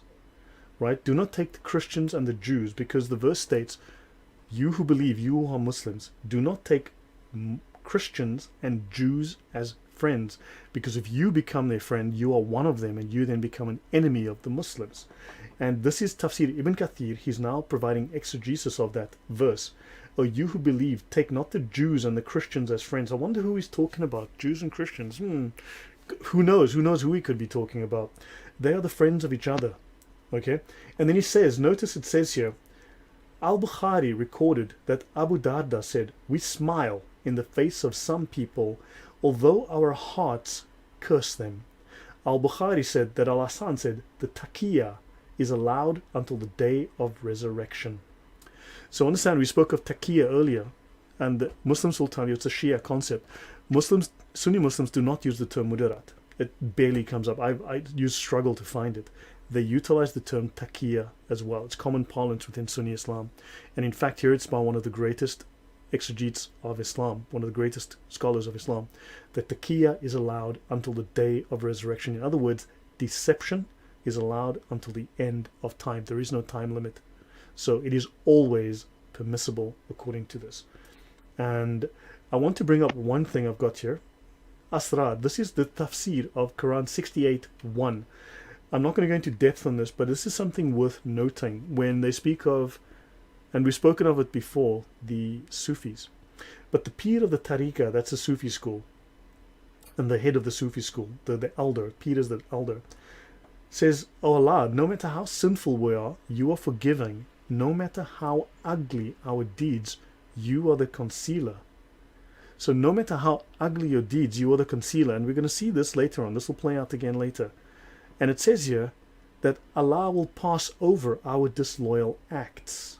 So Allah will, and of course this comment on the inkwell, I'm going to forgo this right now on the inkwell, but this is a very interesting reference. The Rosicrucians allude to this story with the inkwell, as well as, oddly enough, Martin Luther. But yeah, there may be some relevance there, or there may not. I can discuss that another time. But bear that in mind. So I'm now going to go back to this, and we're going to go up, and then so I'll finish this, and then I'm going to go into the Ihya Ulum al-Din of Al-Ghazali and see what he says about lying. But any comments or questions from you, Harry, before I go on, or Adam? Yeah, if I may add over here, because you moved the part very fast, the previous Yeah. part, which is very important. So what happens is that uh, a guy named Hilal bin Umayyah came to Prophet, and he said that my wife committed adultery. Uh, and Muhammad said, give me the proof. You need to give me 4 witnesses. And he said, what should I do? While my wife is having sex with another guy, should I go and bring 3 more witnesses? Are you, are you mad? And then Muhammad said, no, for the legal punishment, you have to bring 4 witnesses and all. And then Hilal actually said to Muhammad, I know Allah will save me from this punishment, and he will definitely give you a particular verse of Quran. And then what happens is that Allah reveals Quran chapter number 24, verse number 69, 6 to 9. And it says, and those who accuse their own spouses but have no witnesses except themselves, then let the testimony of one of them be equal to the 4 oaths. And then it says, and the fifth oath is, may Allah curse me, right? Curse upon him if he is a liar, right? So, but it will prevent punishment from her or him, and etc. 6 to 9. Now, what happened in the hadith is that the guy actually swore that oath, and then the girl actually swore that oath as well. So this is in Jamia Tirmidhi 3179. This is in Sahih Bukhari 5349. This is in Sahih Bukhari 4795 as well. So multiple hadiths, you can find that. And they all refer to Quran chapter number 24, verse number 6 to 9. So they both swore the oath 4 times, and they swore the oath 5th time, the curse of Allah be upon them, etc. And then nothing happened, because Allah Messenger was not able to give the reference of that. And then both of them went bye-bye. Now, our brother Lloyd actually showed you for the next verse, the Taqiyya verse 328, he showed you only Ibn Kathir, because you will only find Ibn Kathir in some parts of the translation. The rest of the part of the translation is not even there. In the very end of the Ibn Kathir, which is not translated into English, it says that in the Bukhari, Hazrat Hassan, who is the grandson of Muhammad, said that this is till the day of judgment.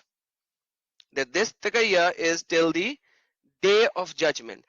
In Qurtubi, it states very clearly that Hazrat Ibn Abbas said that Allah has forbade the mu'min, means the Muslimin, that they should never be nice with the kuffar. Never be nice with the kuffar. And this is the masla number 1, right? They should never be nice with the kuffar. And then it says that there are certain times, the masla number 2, the problem number 2, situation number 2, that there was a time before the hijrah that the Muslims were not powerful. And then at that time, they were being nice to their their non-Muslim people, right? But this is what the person has to say from his tongue only. From his tongue only. But in the heart, he should not have that kind of a faith that he's actually is doing that. Like, he shouldn't be doing that, right? Yeah. And even the scholars actually connect this verse with chapter number 16, verse number 106.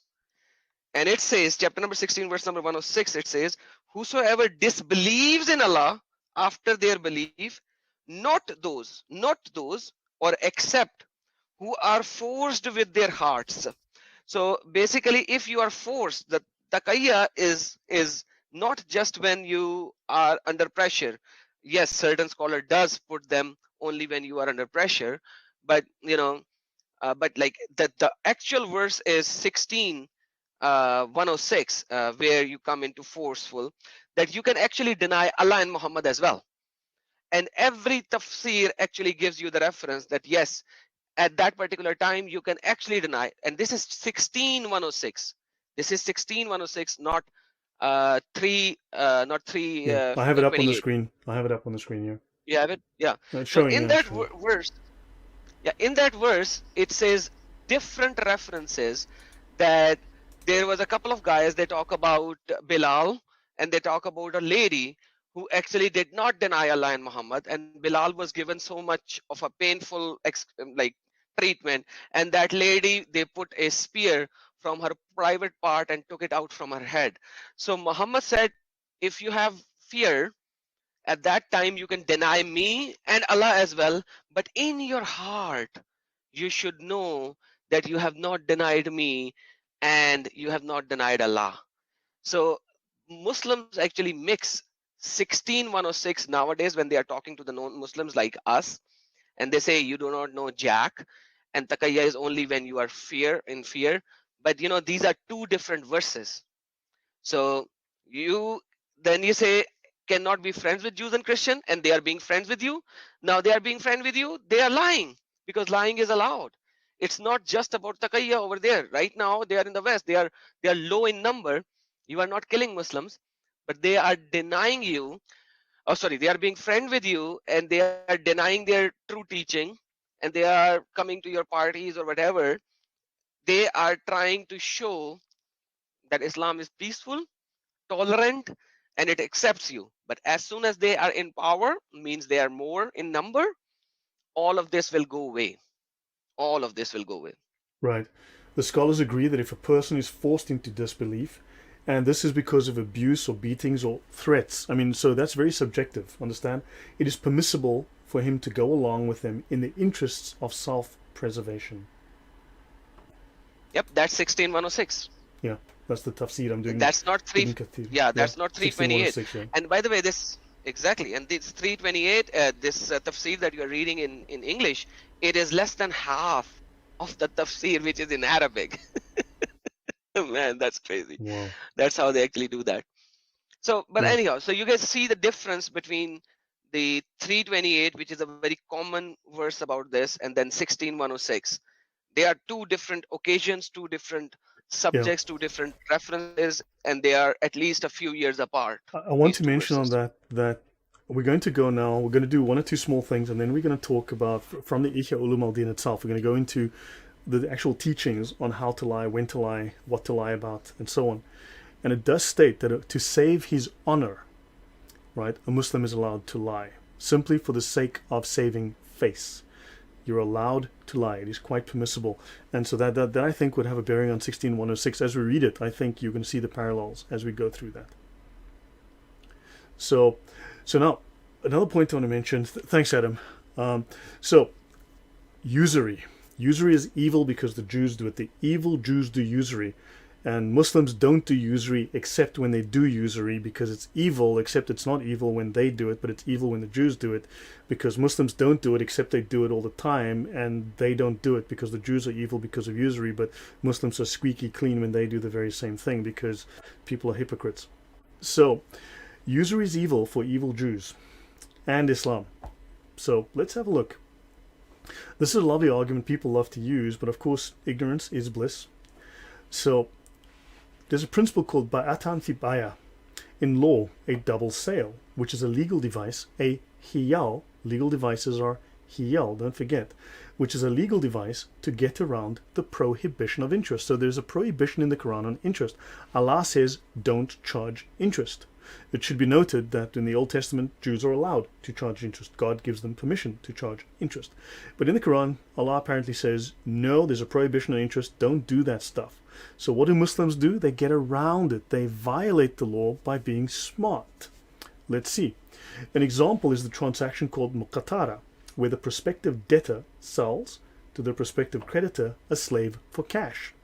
He then immediately buys the slave back from him for a greater amount payable at a future date. This amounts to a loan with the slave as security, and the difference between the two prices represents the interest.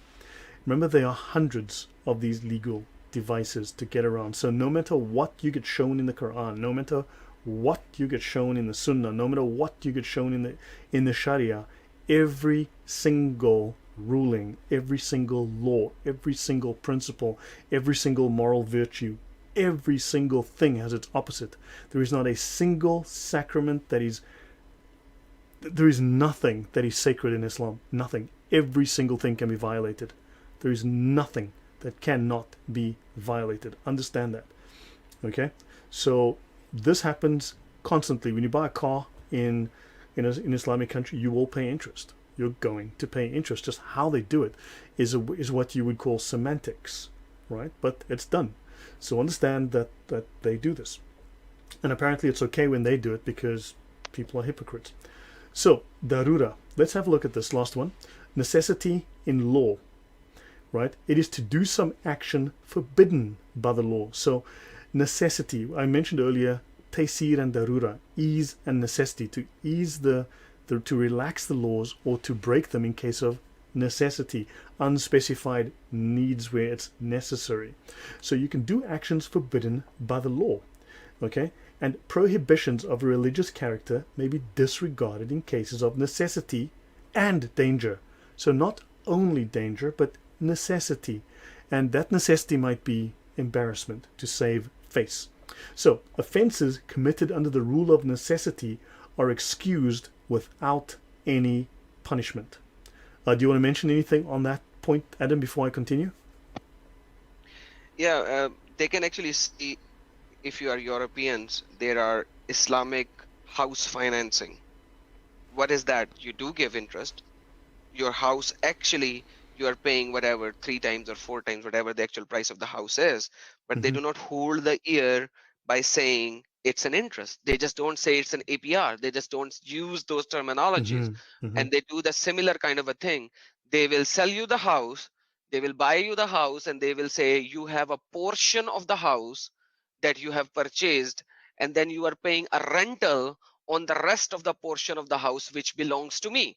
So they will make the house into whatever months as parts, and they will say this is the total number of parts of the house, and the part of the house that you will buy, you will not have to pay rental. So the rental in the beginning will be so big and the rental in the end will be so small. So then they devise another plan to make it linear. So they don't take the rental in equal amount. They divide it in such a way, and then they do a whole calculation based on selling and buying and all these kind of stuff. So they play, but at the end of the day, you are paying them interest. That's how it is. But it's Islamic financing, and the Muslims goes to Islamic financing. Why? This is the money making machine for the Muslimin, so that the money will not go to the other loaners or whatever you say, the institutes, but rather stay within the Islamic I bought a car when I was living in Dubai, and so what I wanted to do was I wanted to pay the car off sooner, and I was doing financing to the bank at a certain interest rate, and then my bank offered me a loan at a very low rate of interest. So I decided to take the loan, and I asked them for 40,000 dirham, roughly about $10,500, to just pay the car off quicker. What they did was they didn't give me 40,000. What they did was they gave me about 37,000. So what they do is they charge you a fee, and then what they do is, for some reason, they deduct an amount off of that, so they don't actually give you the full amount. So technically you're not paying interest because you pay the interest as a fee up front, and then they just charge you the rest. So in fact, they give you less than what you asked for, but for some reason they can justify this, and then they don't have to call it interest. So you're paying an exact amount, but they've charged the interest up front, and you've paid the interest up front, and then you just pay a flat rate. So there's technically no interest, but you've paid the interest in a lump sum in advance. So they have lots and lots of ways, these hiyal, to do this. So it is highly, highly deceptive, but it happens. Okay, so I want to mention this, mudarat. So treating others in a friendly manner. Remember, we smile at people, but in our hearts we curse them. Concealing your true attitude towards them also falls under diplomacy. Isn't that sweet? Diplomacy. So you smile, you treat others in a friendly manner, concealing your true attitude of hatred as you curse them, which is Islamic diplomacy. They mention those who died after spending their lives waging war against their nafs were regarded as martyrs in the greater jihad. Even if a believer dies in his own bed, he is a shahid, who will be treated as if he had been killed fighting alongside the prophets. Other Imami traditions declare as martyrs those who in their lifetimes practiced mudarat, who treated others in a friendly manner while concealing their true attitude towards them. A Muslim who is nice to you yet curses you in his heart will be treated as a shahid, someone as a martyr who died fighting, killing and being killed in jihad, and he will earn the greatest rewards of paradise. Thank you. I saw that comment from James. Thank you very much. So, understand, a Muslim who lies to you is earning reward from Allah. He's being treated as a martyr, someone who earns the greatest rewards in paradise. So he goes to the highest of paradise because he lied to you. So lying is a sacrament, lying is holy, lying gains them righteousness. So, notice these are the categories of people that you can lie to, since we're talking about taqiyya and mudarat. Mudarat is the Sunni doctrine of deception. It is another name for taqiyya. It is calculated deceit. For political reasons, we saw there, for diplomacy, as well as for warfare. Mudarat means flattery, adulation, conformity with deceit, trickery, keeping pace with, to wrap, to conceal, or hide.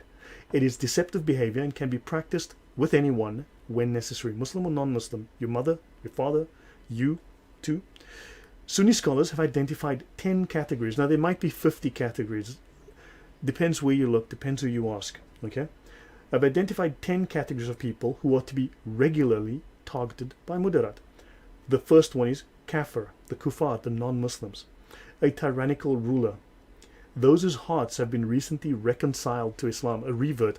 Remember, you don't convert to Islam, you revert to Islam. You were originally a Muslim and you were weaned away through your upbringing. So you can be lied to through dawah. That's what this is stating. You can be lied to into Islam through dawah. One who has deviated from the truth of Islam to win him back. So you can lie to your fellow Muslim. A Muslim who has gone astray in imitating non-believers. A learned scholar or scientist to benefit from his knowledge. We might call this industrial espionage, for argument's sake. A friend. Lying to a friend. Lying to your enemies. Okay, I guess there's no difference between friends and enemies. Muslims are your frenemies, right? One's spouse. Because lying to your wife is always recommended in Islam. Always recommended. And a person who may be ill by giving them hope that they will become well and that they look well. So, and yeah, I will pause there, and then next step will be we will go into the OneNote database and we'll go into Imam Ghazali's exposition on lying. Any comments before I continue into Imam Ghazali's own work? So hopefully we've set a solid grounding to understand the doctrine of lying and deception in Islam.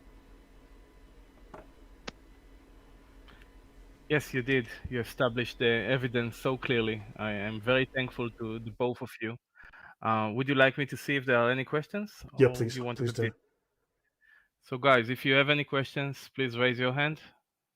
A quick question on the topic of discussion. No. Okay. Please continue. So now I'm going to go. Before we go into, Sure. sorry, brother. Go for it. Yeah, while we go into Imam Ghazali, there is a specific statement which is spoken in many parts of the world. I do not know if it is spoken in the West. Imam Ghazali's work is called in such a way, is so highly exalted, that they say if all the hadith and Sharia books gets burned and you do not have anything, Imam Ghazali's work is more than sufficient to understand I quoted Islam. that. That's Nawawi. I quoted Quoted that. I'm sorry. Yes. I'm sorry. I didn't realize that. Yeah, that's how exalted, highly exalted this guy is. He's not a joke. He is not a joke. Yeah. No, no. Thanks for that. Yes, I did. I made very sure that people understand how important he is in Islam. So, guys, I've just shared now in the chat the link to the OneNote database. It will open up in a browser. It will open in a browser, and you will be able to follow along in the browser. And the tab is called here on the right-hand side, Sacred Lying and Holy Deception. We're going to go through this section. I'm not going to go into depth into everything. I want to specifically just go to, but very briefly, the Quran teaches it is allowable for Muslims to literally deny their faith in order to, quote unquote, protect themselves. Muslims who deny their faith will be forgiven as long as their true faith was not shaken. Their denial was a lie in the purest sense. So they lie about lying. So Islam will lie about lying. Okay? And understand, this confirms everything that we've said here, but now I'm going to go into this section. Now I've covered this, the Islamic doctrines of deceit. Now I probably won't go into depth into all of this tonight, but we've covered some of this, we've explained this, and now I'm going to go into this section here. As I said, you guys are welcome to follow along. Okay, I made this as big as possible to cover the entire screen so you can read this. So Imam Ghazali in the Ihya Ulum al-Din, we're going to read what he says. It should be known that telling lies is not unlawful, because lying is not harmful in itself. He says the harm is in what it causes to the addressee. So there's no moral prohibition on lying in Islam. It's just that if it causes harm, it's bad. But if you lie and nothing bad happens, well, it's all good. This is a very different moral basis that we have in the West, that we have in Christianity, even in Western law. Understand? So when you put your hand in the UK courts, they hold up the Quran, and do you swear to tell the truth, the whole truth, and nothing but the truth, so help me Allah? And he says, of course I'm going to tell the truth. He's lying. The Quran allows lying. Islam allows lying. So telling lies is not unlawful. And it says here, ignorance might serve the benefit. So lying to someone to keep them ignorant might serve the benefit of Islam, the benefit of the Muslims. And since ignorance is caused by telling lies, it might then be allowable, if not obligatory. So lying in Islam is obligatory if it serves Islam. And if it allows you to gain a benefit, well then hey, go for it. Telling lies in some cases is better than telling the truth. So this conflicts completely with any moral basis or legal basis we have in the West. Understand? I'll continue. Telling lies is, as such, is obligatory. So whatever reason they give here, have you seen him, okay? Telling lies as such is obligatory. So they mention situations, supposedly harmless situations, but why would you lie in the harmless conditions? Well, you lie to take as a precaution, because you're allowed to lie. As we said, it is precautionary to lie. It is safer to lie just in case. So speech is a means to achieve praiseworthy purposes. If it is possible to achieve this purpose only by telling lies, then telling lies is permissible in case achieving that purpose is permissible, and it is obligatory to lie in case achieving that purpose is obligatory. Okay, so they will always mention these morally pure reasons, like, oh, if to protect the blood of a Muslim, and if telling the truth will lead to the shedding of the blood of a Muslim, then yeah, sure, whatever. However, you will notice that this is one extreme example. It is not the only example. It is a minor example. It says here, furthermore, if it is impossible to accomplish war or to mend the relation between two adversaries and attract the heart of the plaintiff except through telling lies, then telling lies is allowable. So Harry, would you say that myself and Zubaydah Al-Arabiya and Hans Gruber and I were adversaries? Absolutely. So does it state here that to mend the relation between two adversaries, they should tell lies? It is allowable. In fact, it is obligatory. Am I reading this correctly? Yes, that's why we said that a debate is not possible with these people, and that if ever we want to do something, we have to put it as like a trial, and to actually bring the evidence, ask for very direct questions, and not allow them to evade the topic like they all the time do. Correct. Now, and remember, we've mentioned that Adab al-Jadal, the format of debate, is evasion. It is evasion. It's specifically designed to evade and deflect. So telling lies is unlawful unless it is necessary. The exception is confirmed by the statement of the Messenger of Allah, okay, which says the Messenger of Allah said he gave concession. So Muhammad, the Prophet of Islam, the God of Islam, if we want to look at it that way, gave concession to tell lies. So Muhammad gave concession to lie. And he mentions three cases. in battle, which is warfare, and Islam is permanently at war. If we go into the dialogue, if we go into jihad, which I have, that's been established, for bringing reconciliation amongst persons. So that is anyone you disagree with. So to bring reconciliation against anyone you disagree with, lie. And in the husband's talk to his wife, or the wife's speech to her husband. So lying to the wife and the husband is in fact permitted by the Prophet of Islam himself. And notice it says here, Muhammad the Messenger of Allah said, not a liar is he who makes reconciliation between two adversaries. And he says good or tells good. So you say nice things. Remember, we go back to diplomacy. Okay? Telling lies in diplomacy is permitted because it does good. So if you make reconciliation between adversaries, well, that's a good thing. It doesn't solve the problem, it just allows you to win. All kinds of lies are written as sins against the son of Adam, except when a man tells lies to make reconciliation between Muslims. That's related, that's by Muslim Ahmad. That's one of the four founders of these schools of jurisprudence of Islam. So I told the Messenger of Allah, thereupon he said, make reconciliation between the people, even by means of telling lies. Now, I don't want to call Muhammad a liar, but Muhammad said that you should tell lies to bring peace. So lie to people if it settles a disagreement.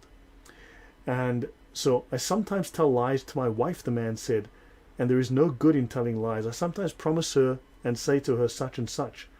And Muhammad said, there is no sin on you for lying. I'll continue. The Messenger of Allah said, of a surety, all kinds of lies are written as sins, except when a man tells lies in war. For indeed, war is deception, a guile. If you read through the Old Testament and the New Testament, if you look up the word guile within the Bible, guile is always an abomination to God. Again, a completely different moral basis from a Christian doctrine point of view versus Islam, where it is normal behavior. Or when he makes reconciliation between two adversaries, this point is being hammered home repeatedly. Or when he talks to his wife and pleases her. So lie to your wife, lie to your opponents, lie to your adversaries, lie to your enemies, lie to everybody for any reason for that matter. All lies are sins except therewith one benefits a Muslim or averts harm. So the situation of, well, if you're trying to save a Muslim and someone's going to hurt him, wouldn't you lie? Yeah, sure, we'd tell a lie, of course. Right? That's the lesser of two evils in that case, because you're trying to avert murder. However, it says here, all lies are sins except if it benefits a Muslim. Now, would it benefit a Muslim to win an argument? Would it benefit them? Of course it would. So therefore, lie. Am I reading that correctly, Adam?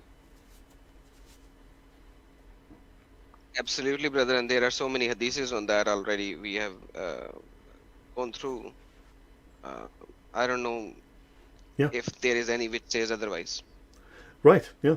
So telling lies is reported to be allowable. So it is allowable to lie. They're not saying don't lie, don't lie. There's no thou shalt not lie. It's go ahead and knock yourself out. Lie whole day, every day. Do it for free.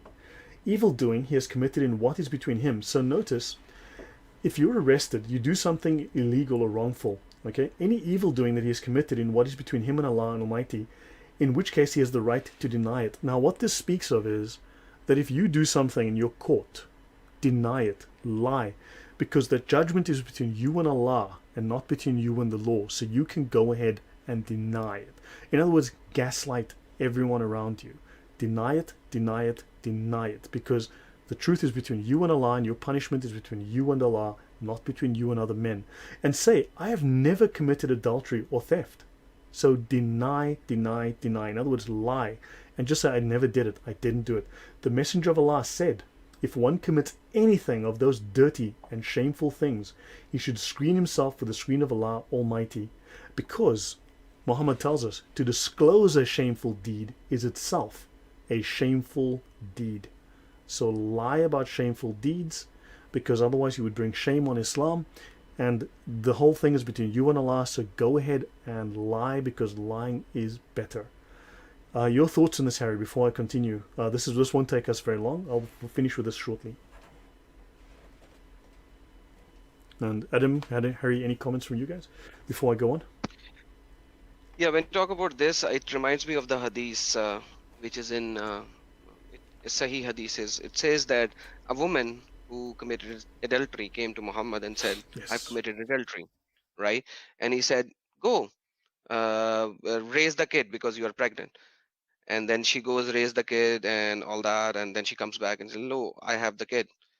I committed adultery. It's like, okay, your kid is still not old enough. Go and give him milk, and when he's eating, come back again.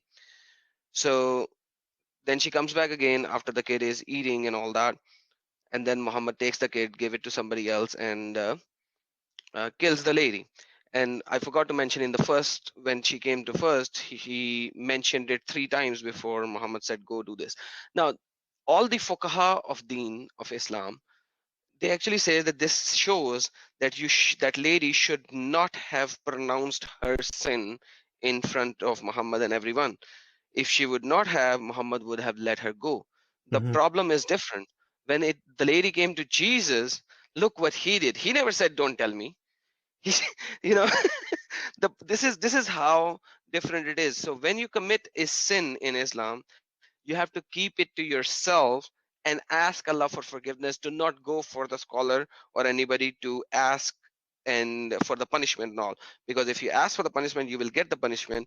If you will not ask for the punishment, you will be forgiven by Allah and all, because you should show to the world that Muslimin are very good.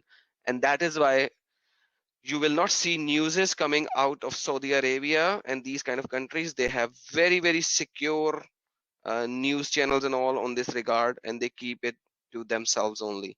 So Right. you see what is happening in the world versus the hadiths. And what this guy is saying is not saying anything beyond Islam. Yeah. It's saying exactly what it's said in hadith and sunnah and everywhere. Remember I said that in adultery, in Christian law, in Western law, in Western norm, as a Western norm, is Christianity doesn't have law. But in Western norms, we have right and wrong. We have the moral law in terms of right and wrong. Islam doesn't have right and wrong. It doesn't have a moral law. It has legal and illegal. Understand? Because adultery in the West is considered a sin. In Islam, it's a crime. Sin, crime. Crimes are punished. This crime is punished by death, right? So stoning, in this case, you should be stoned to death. That's the proper punishment for this. Now notice book 4, evil of the tongue, page 229 within this. One is the right to safeguard his honor with his tongue. So you have the right to safeguard your honor with your tongue, even if you have to tell a lie. He has the right to deny what he knows about his secrets. He has the right to tell lies in making peace between two foes. So, in Islam, you have the right to tell a lie to save face, even if you have to lie. You have the right to deny what you know about your secrets, okay? So don't tell the truth about someone, right? And you have the right to lie to settle disagreements between two foes. If you learn that the forbidden that ensues from telling the truth is more grievous under religious law than that which ensues from telling a lie, then he has the right to tell a lie. So if admitting the truth that yes, Islam does permit lying would cause shame and embarrassment to you and to Islam, then of course that is illegal and that is going to cause embarrassment, and this is bad under Islamic law. So therefore you must lie to protect Islam, because telling the lie is better than telling the truth. So in fact, just to be safe, just lie. So this now, so I'll continue. This is the final one, okay, on this. So now we've got Greed and Sexual Passion, Volume 3, Ihya Ulum al-Din, Volume 3, just a different translation. And it says, there is no sin in that falsehood which benefits a Muslim or removes a harm from him. So telling a lie that benefits a Muslim. Now let's see, does lying benefit me? Well, okay, yeah, so I'll lie. So Islam teaches to lie if it brings you benefit. He who commits fornication, as Adam explained to us, shall keep it secret with the secret of Allah. To disclose an obscene act is also an obscene act, because you bring shame upon Islam. Every man should save his life, property, and his honor by taking recourse to falsehood. So to save face, to save your name, to save yourself from embarrassment, lie. Take recourse to falsehood. So your honor is very different. Remember, these are honor cultures. These are honor cultures. So therefore, they have to lie for their honor on a rather consistent basis. if inquiry is made to you about a secret thing of your brother Muslim, you can lie about it to preserve his honor. That's a lovely euphemism. You can deny it.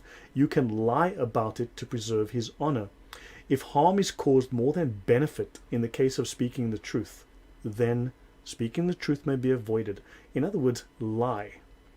If more harm is caused than benefit in the case of speaking, if the truth causes any kind of damage to reputation of Islam, if the truth breaks any of the Islamic laws, then you are obligated to lie. So understand, I hope that has made this clear from these notes. Any comments or questions? Anyone has a question, please? If you do, raise your hand.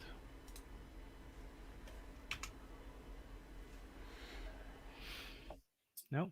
So Not Adam, even I'll hand Dave? over to you. So any question, any comment from you, Harry? Otherwise, I'll hand over to Adam, because that basically wraps me up. I have more notes, but they're not edited yet. They're not ready. I can show them, but they're raw, and so they're likely to be errors and issues with them. But I can hand over to Adam at this point. I can bring up those notes, but again, those are raw, unedited notes, probably chock full of errors and problems right now. I believe James wants to ask a question, Harry. Sure. Yeah. Go ahead, James. Cheers. No, Lloyd, I just wanted to say that I was really enjoying listening to your talk. I was busy. I couldn't get in here sooner. But it's just so good to hear someone who has really gone through the Quran in detail like you have, to point out that, this religion is not sort of the peaceful religion that people claim it to be. And also, there's so many people on still in the truth movement who they get very offended if you criticize other religions, and you get the line, who are you to criticize another religion, blah blah blah. But the thing is, that's really just based in laziness and ignorance, because if you actually go and read the scriptures of other religions, you realize they're not compatible with one another. Mm-hmm. So I just wanted to say thank you so much for your research. I've sent you a little message. I'd really like to follow up with you after this and have some conversations. Of course, yeah, no, I do actually have many conversations with people, so certainly you're welcome to reach out. I will be happy to speak with you. No, thank you for your cheers. No, yeah, God bless you. And we need this work so badly to open people's eyes. And to get rid of this politically correct kind of notion, even within the truth community, that you can't criticize other people's religions. As far as I'm concerned, I'm a Christian. You can criticize anything you like about my faith. You can go into anything I've said, pick it apart, call me whatever you like. I actually relish that. I actually relish people trying to demolish my faith. They will gaslight me and claim that I don't like it, but I do. I like discussions about this, but with Muslims, it's very funny. I've been trying to put together a group of Muslims and Christians to talk about the scripture, but Muslims just can't handle being questioned, No, of course, look, because the precedent was set in the 11th century by a man called Ibn al-Jabbar, who basically, the precedent was, you don't defend Islam, you attack Christianity, you attack the Bible, because they realize, because of the mythical nature of Islam, because it's based on Gnosticism, and just a variety of, the main strand of Gnosticism would seem to be Manichaeism. I can discuss that in depth another time. In fact, Manichaeism seems to be the main root of even Hinduism. But then, of course, it's also a mixture, it's syncretism of Jewish myths, of Christian religion, of other Gnostic ideas. It's a complete mishmash of things, right? Of old Zoroastrian ideas, but it's Gnostic, it's mythical, and they cannot defend it. It's really difficult for them once you go through the especially the Sharia. There's no way. So yeah, look, obviously Islam. I hope I've made this clear to everyone. And again, all the resources are available. I've made every single thing I've got here available, pardon me, to all of you, so that you can all download and read it for yourself, check it for yourself. Islam teaches lying. It is a religion. No, it's not even a religion. Islam is a deen. I've discussed this multiple times in the past. Islam is a deen. A deen is a political system. In fact, let me go there since I'm here. Islam is not a religion. Lloyd, yes? Have we got time for another quick question before you continue, buddy? Or, of course we do, yeah. Go ahead. Woven Art, Dave the Pond's got a question. Go ahead, Dave, please. Yeah, it wasn't a question, it was just a comment. You've mentioned Machiavelli. Yes. Everybody should download the book The Prince because it enables you to understand. And this is a book that you'll find people like Tony Blair have read. So I just thought I'd throw that in there. Okay, yeah. No, yeah, this was in relation. So Machiavelli was in relation to Islamic dawah, which is their evangelism, their evangelization. And so briefly, again, you guys need to understand this. Islam is a deen. They utilize the word religion because it's familiar to you, but it's also misleading because it's not a religion. It's a very tiny portion. Let's have a look. The Lisan al-Arab, the tongue of the Arab, this is the oldest, but in fact, this is by the same author that wrote The Reliance of the Traveler, oddly enough. This is a 20-volume dictionary. It's the most detailed dictionary of Islam. It provides 4 meanings of the term deen. Let's start with the very first meaning of deen, because Islam is a deen. They always speak of the deen al-haq, the religion of truth, the deen of truth, is subjugation or dominance, administrative or legislative authority. So first, it is political power through subjugation and dominance. That is the very first meaning of deen. It is not a religion.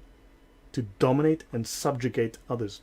Second, this is legal authority, administrative or legislative authority.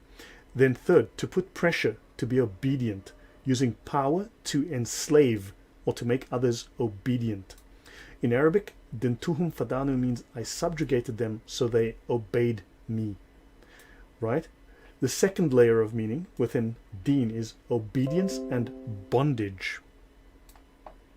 Subordination and domination by someone who bears humiliation under subjugation and power of others.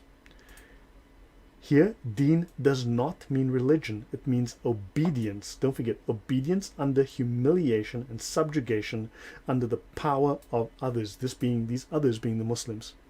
The third meaning is rules, regulations, legal regulations, ideology, doctrine, custom, adab. Remember, adab, sunnah, then tradition, and then finally, or it can mean religion. Sometimes, occasionally, now and again, every 18th Sunday in the year, it means religion.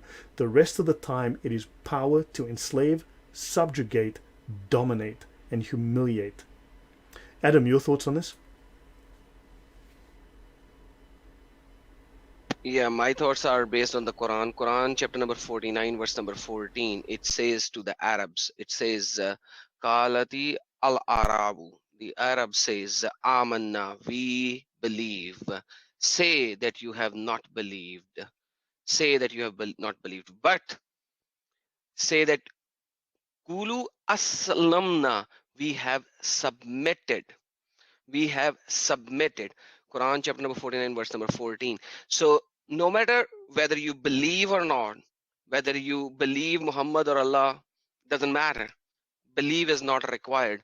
What is required is that you have to fully submit, and that goes by your definition that you just showed, that it is clear cut that the Islam, the Deen-e-Islam or Deen-ul-Haq is all about fully submitting to Allah and His Messenger. And it says in the rest part of the verse that obey Allah and Muhammad.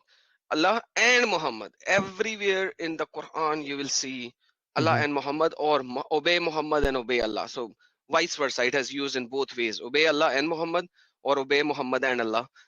So this is the obedience and submission to Allah and Muhammad for whatever they have said without question. Chapter number 5, Surah Al-Ma'idah, verse number 101.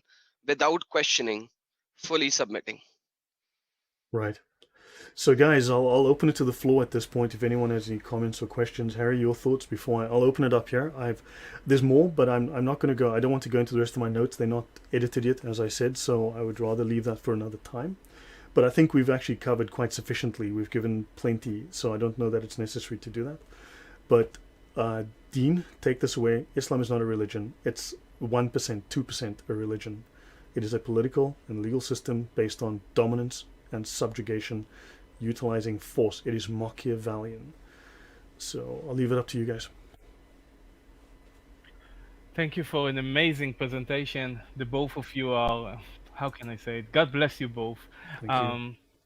and I'm very thankful. I know you spent days and endless amount of hours to put that together.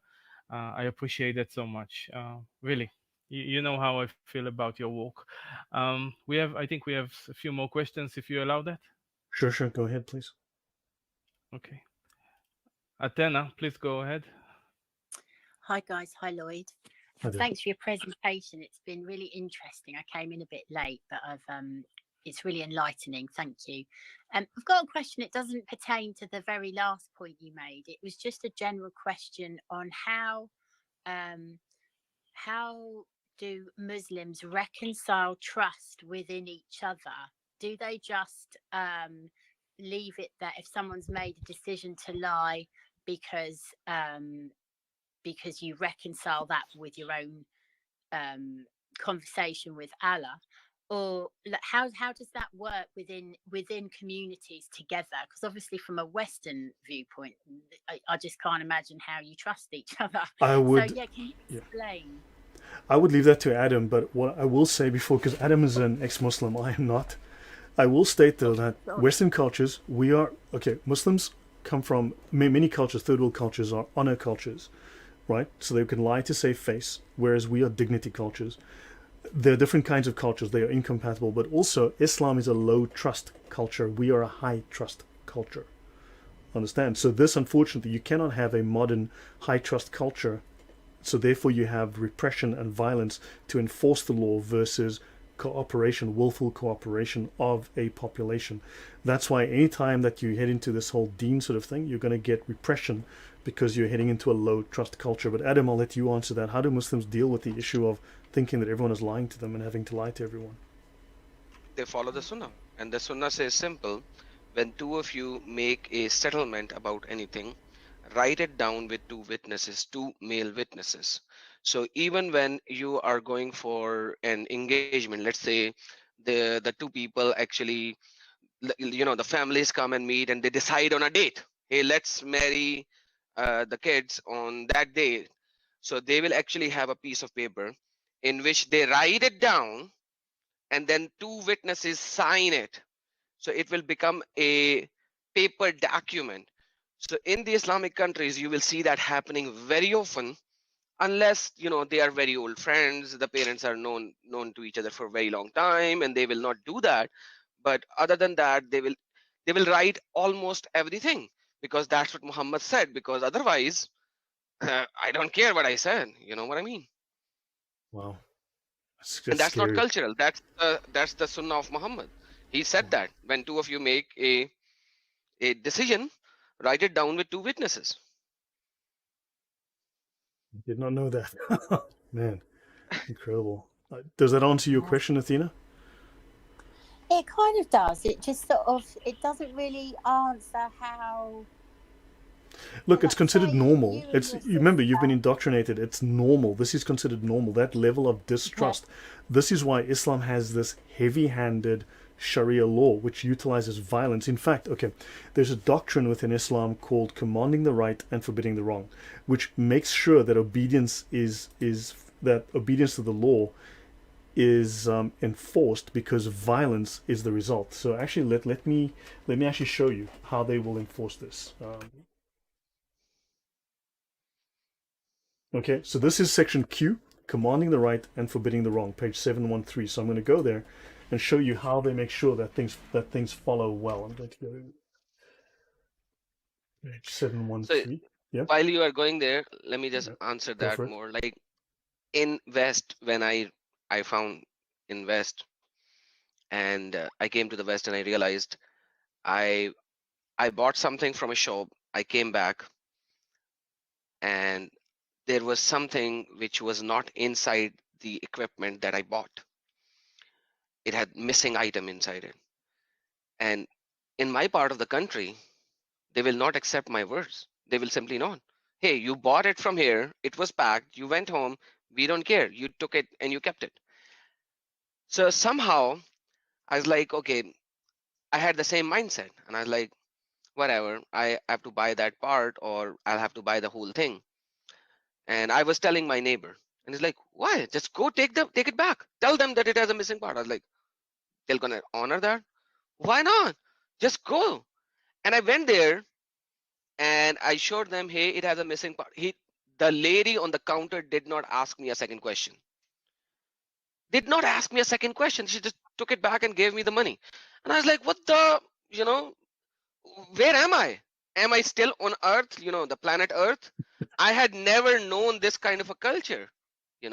It's just beyond me to comprehend this culture. So I hope that would answer your question. You guys are living in a different kind of a environment and culture which is unknown to the Muslim world. Right. Could I add in a little bit of anecdotal? I know of at least half a dozen building contractors who've done work for Muslims, but at the end of it have not been paid what they're due. And I've watched, some of these situations have become quite nasty. I've experienced it myself as well. And what I've learned from people close to their community is that none of them trust each other. It's all quite nasty, almost gangster style in terms of the groups within Islam. Mm-hmm. That is true. That is very, very true.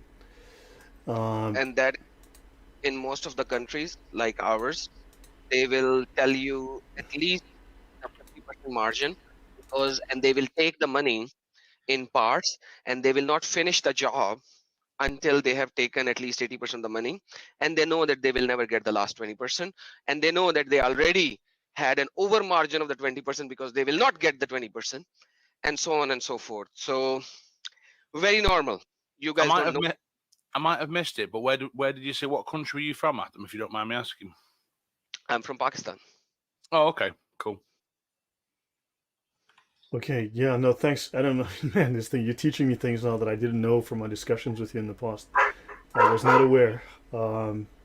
So also I want you to note here, Athena, you asked me this question. So the main doctrine within Islam is called commanding the right and forbidding the wrong. I'll skip the Arabic on that. And this applies to whether you're a Muslim or a non-Muslim. Muslims must do it to each other as well as to non-Muslims around them. So obviously you have to have knowledge of the wrong act, and we've discussed the knowledge of the wrong act. We've discussed the law about that. Then you have to explain to someone that something is wrong, right? This is where you would use nice words. You would be reasonably polite, right? You'd say, hey, that's wrong. You speak up. And then forbidding the act verbally, generally they say here you've got to be polite. Then you must censure with harsh words. In other words, verbal abuse is now allowed. You're allowed to be verbally abusive. This is where the F yous and F your mothers will now be permissible. You're allowed to do this. It is righteous, it is good, it is normal. Then they speak of righting the wrong by hand. Now, if you're a wife beater, how would you think that you right the wrong by hand? You work that out. Lady. Correct. You smash things, and you might want to hand out a few warm slaps. Notice that intimidation comes after righting the wrong by hand. And notice the religion of peace then teaches the next step after intimidation. After you slap them and they didn't listen, then you threaten them. So slap first, threaten later, and you threaten them with assault. And if assault doesn't work, and assault here implies weapons, and if assault fails to work, and righting the wrong also implies you smash things. You break their wine bottles, you smash their musical instruments, you you rip their clothing. Understand? It means the destruction of the things that are offensive.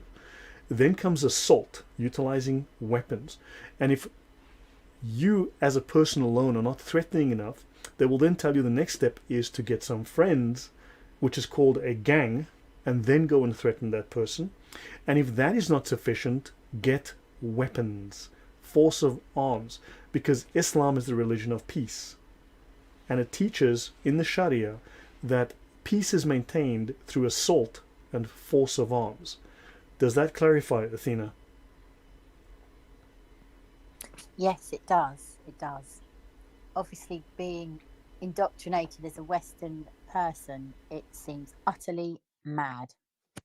It is totally insane. It makes perfect sense, believe me. It's incredibly crazy, but it makes perfect sense when you understand it. It's entirely logical. It's completely insane, but entirely logical. But you need to also understand what does munkar means, because if you go to the Arabic, brother, Yeah. it's the translation of the Arabic. If you go to the start where it says the Arabic, I saw the chapter, it says munkar, if I'm not mistaken, the heading of the chapter. That's Okay, just so above here. munkar, yeah, yes, al-amr bil ma'ruf wa nahi anil munkar. Kitabul al-amr bil ma'ruf wa nahi anil munkar. The one who commands the ma'ruf, the right things, and nahi anil munkar, munkar. Munkar is a very, very generic word, you know. It is so generic that you can drive anything out of it. In the sunnahs, there are multiple sunnahs. Munkar is man ra'i al munkar, the one who denies. Who? Munkar, Ghazali the one who again. denies, right? Allah and Muhammad, right? Yep. Allah and Muhammad, and their teaching. So all the wrongs are only the wrongs which are pronounced as wrong according to Sunnah of Muhammad, according to Muhammad, and according to Allah, right? So munkar are the things which are wrong according to Quran and Hadith and its exegetes. So to understand that, we can read the Sunan of Sunan an-Nisa'i 5008, and there are multiple on the same subject. It says man ra'i al munkar. That Messenger of Allah says, whosoever among you sees a munkar, you can translate it as evil, you can translate it as the munkar deen, like the rejecter of deen, the rejecter of Muhammad and Allah, depending on which context you are taking. It's very general, right? Let him change it with his hand. Now there comes the jihad bil yaday, your hand. Change it with your hand. And if you cannot change it with your tongue. So abuse him, call him names, etc., etc. And if you can't even do that, then you do it by your heart, which is the weakest of the faith. And I told you already that these are the basic three types of jihad: jihad bil lisan, jihad bil yaday, and jihad bil nafs. So these translations cannot encapsulate the true meaning of munkar. It's the English translations cannot encapsulate that, and that's why you are showing these references on screen as well while I was talking. So thank you, brother. When it comes to Sharia and fiqh, man, I have not seen anybody who have this kind of a knowledge other than you, brother. Thank you. Praise Lord for that. I'd just like to ask Lloyd, if I may. There's a chap in here I'd be very interested to hear from. Sherlock. We've been speaking to him quite regularly. And he seems like a very reasonable young man. And I just wondered if Sherlock, if you had any questions for Lloyd or for Adam. Right. One second. Yes, Sherlock, go ahead. No, thanks. I have no question. Okay. You said enough. Thanks. Anyway. So, no, so just to briefly to then go through the Sharia, the Islamic law on this, commanding the right and forbidding the wrong. Again, this analysis within the Sharia, the accepted scholar on this issue of what it means to command the right and forbid the wrong is by Imam Ghazali once again, and it states that the doctrine of commanding the right and forbidding the wrong is the most important doctrine in Islam. If it were not done, Islam would vanish. So it is through the use of this violence, this escalating ladder of violence, that Islam maintains its hold on people, and otherwise it would vanish. Understand? It admits it here. But you must understand that this stepwise that you've seen here, these steps that you notice here, that I showed, the degrees of severity. Brother, I'm sorry. Yeah, go on. I'm so sorry, brother. I'm sorry. Go back to the same point that you were showing. I want to show everyone what I was talking about. Go back to the same point that we were showing right now, the paragraph. With Ghazali, command the obligation. Yes. That same paragraph of the Ghazali. I'm sorry. Let me just, here it is. Yeah. Kadama says, yeah, that's it. So now, right after the red line, read it. And is the mission that Allah sent the prophets to fulfill. You know, so this munkar, right? If you read the Arabic, anil munkar, right? So you need to understand, there is nothing wrong if it is not pronounced as wrong according to the Prophet of Islam and Allah. This doctrine that most of our non-Muslim brothers and sisters forget to include in that line. This you need to understand that if it is not going against the Allah and His Messenger, it's not even wrong, no matter how wrong you call it. Right? No matter how. So marrying a 9 years old is not wrong. It's pedophilia according to the West, but it is not wrong because it doesn't go against Allah and Muhammad. Okay, having sex with slave girls is bad. It's rape, but it's not wrong because Allah and Messenger allowed it and to called it to be right. Right? So having 4 wives nowadays in the West is wrong, but in Islam it is not. It's totally legal and allowed because Allah and Messenger did not call it wrong. So pedophilia is not wrong. So how can you just simply say munkar as being wrong? No. Munkar is the thing which Allah and His Prophet called wrong. That's the most important point to always remember. The Sharia makes that clear that only what is told to be wrong in the Sharia is wrong. Everything else is fine. Yeah, that's true. Exactly. I can go to that reference, in fact. It's A1.4. Correct. Oh, it's like a free-for-all then? To some degree, yes, because everything has its opposite. Everything has its violation, its legal violation. And notice that these steps here, Q5.3 to Q5.9, you don't have to go in this sequence. You can go from explaining and then killing someone. You can go straight from 5.3, jump over the rest, and end at 5.9 because, hey, what the hell?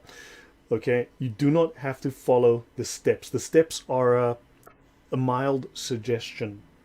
If you want to go from not saying a damn thing and just slapping the living daylights out of someone, that's fine.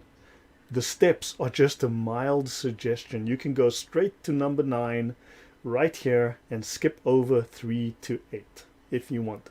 Understand, you don't have to follow the steps. You will find them generally following the steps, but that's just a suggestion.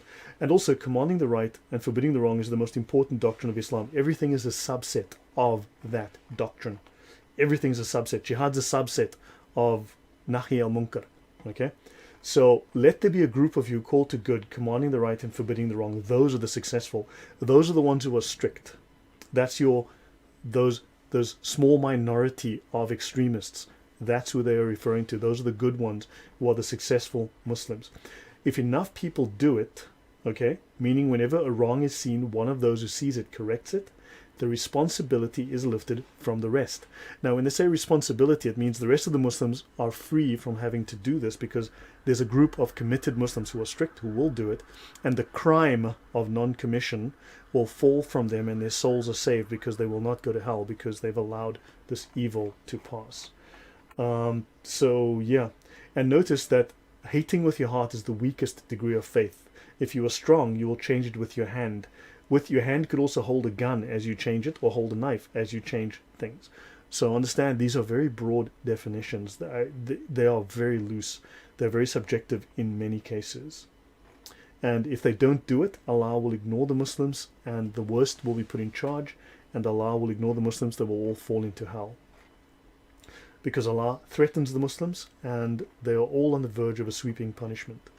So yeah, I'll leave it at that. Adam, any thoughts from you? Any more questions? I'd love to take more questions if there are. Can you, before that question, open 434 please, if possible. I want to show something. Sure. Yeah, I want to show the deception, and I'll show how you can skip the things.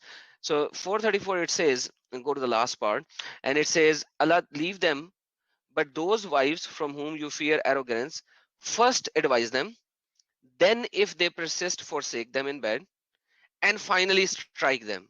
Now this is the most stupid, idiotic translation ever in the history of stupid, idiotic translation. Okay, so now can you please go to Quran.com/4/34.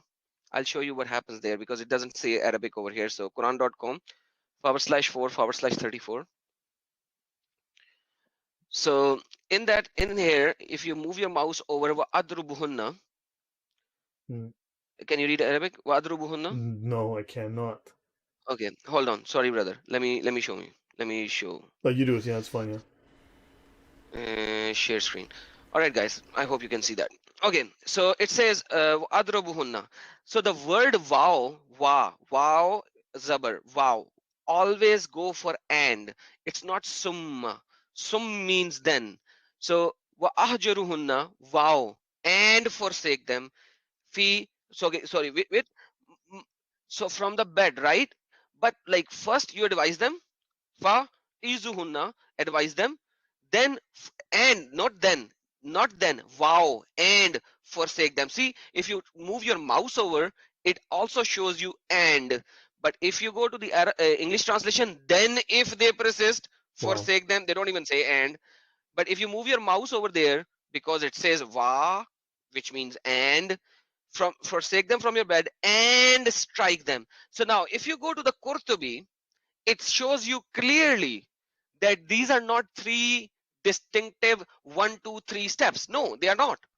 The Qurtubi clearly says you can go directly to strike, to beat, but don't beat her in such a way that she'll bleed or her bone will break. No, no, no, no. Don't do that. Don't break her bone. Don't make her bleed. Don't do that. Otherwise, strike her. Strike your wife because you have feared disobedience from her, because you fear disobedience from her. Then We yeah, have a forsake her. question, guys. We have a Sure. question, if that's okay. Sorry, brother. No, not at all. I'm just trying to find the chat because the chat keeps moving. Magic So, after dark. um, It's magic after there dark we in go. the listing. Magic after No, dark. no, There you go, but buddy. one second. But one second, please. But before we have Eternal, who was waiting patiently. So Okay, put them on now. Oh, I'm sorry, I didn't see that. I apologize. Eternal, go first, please. Yeah, sorry, the chat moved forward a little bit. I wanted to ask about the earlier statements about the lying. For me, I'm a bit slightly confused. I want to know where you're coming from. The message that the presentation you're giving in this case is a information, I would say, is a slightly niche. Would you not say? Or would No, you I say wouldn't. that You're the saying that entire, would you then say also from the perhaps finest that- scholar in all of Islam, from the Islamic law, the Sharia. That's not niche. That's mainstream. That's ijma. That is the consensus of the scholars, the agreement of all of the Islamic scholars on the fundamental interpretation of the Quran and the Sunnah. I'm not disagreeing what you're saying. What I'm saying is it institutional and generalized across the populace of Islam that inherently they are liars, or they inherently go about life as a liar? I've stated Because that that's the how it seems doctrine like. permits lying. What Muslims do is whatever Muslims do. The doctrine explicitly makes lying obligatory. That is what the doctrine teaches. That is what the Quran, the Sunnah, and the ijma of the scholars in the Islamic law, and the fiqh and the Sharia, it explicitly obligates Muslims to lie. It is not an option. Now, what Muslims do is we don't know that. However, it certainly is not a sin, and it is not only permissible but obligatory. So this Islam is based then on lying out of necessity for any and all reasons that they think of. I think his question can be answered in a different way. If a Muslim does not know his own religion, like you can say there are a lot of Christians who are Christians by just born in a Christian family, and they do not know their religion, and they go to church in maybe Christmas or maybe Easter, and that's also a maybe. Would you call them Christians? So now same is the case as a Muslim who has not studied his Quran just a little bit. Even he doesn't even go to the mosque to see what the scholar is teaching him, so he doesn't know that, and he is in the West and he's listening to the nice things of the West and knowing the nice things of the West, and he does not do these things. Will you call him a hypocrite, or will you call him a true Muslim? So when you talk about a true Muslim, that's what he will do with you. Now there are Muslims who are hypocrites or unknown about their religion. That's altogether a separate thing. Yeah, I guess you're right. Thanks for that, Adam. Yeah. Look, let's we're not here to take discuss Muslims individually. We don't know what's in their hearts and what's their actions. Those are for them to decide. But we are discussing the doctrine, and this is the Islamic doctrine. There is no doctrine of truth, not the way that we understand it. And the doctrine of lying overwhelms completely the doctrine of supposedly telling truth according to Western morals. Yes, Harry? Okay. Magic After Dark. Can you go ahead, please? Yeah, sorry, I just wanted to give my point of view or something and maybe see if you can add to it. I'm 28 years old, live in East London. A lot of Muslim people that I know of my generation, they're living conflicted lives because when they've been brought up and their brain has been conditioned to love their religion and love their God, but their heart and soul is not in it, because when they're out of the house and away from their parents, they're living the Western lifestyle. And when they're at home, they're under the rules of their parents. And because they lie to their parents every day, they find it so easy to lie to everybody else. But it just goes back to what Adam said. I don't think a lot of them know their religion, but they're just conditioned into it and end up living a conflicted life. But that's just a point of view of my generation. But you just said we're not here to discuss individuals, so it's probably irrelevant. But I just wanted to see if you can add to that. It is an issue. But so the issue is that, okay, in the Middle East, when I lived in the Middle East, I dated Middle Eastern women, and they lived dual lives. They were terrified of being caught by their families for the fact that they would go clubbing, they'd drink, they would do things that were illegal and under Islamic law would get them killed.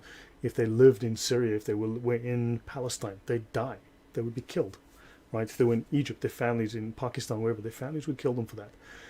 However, on that point, gosh, I just lost my thread now.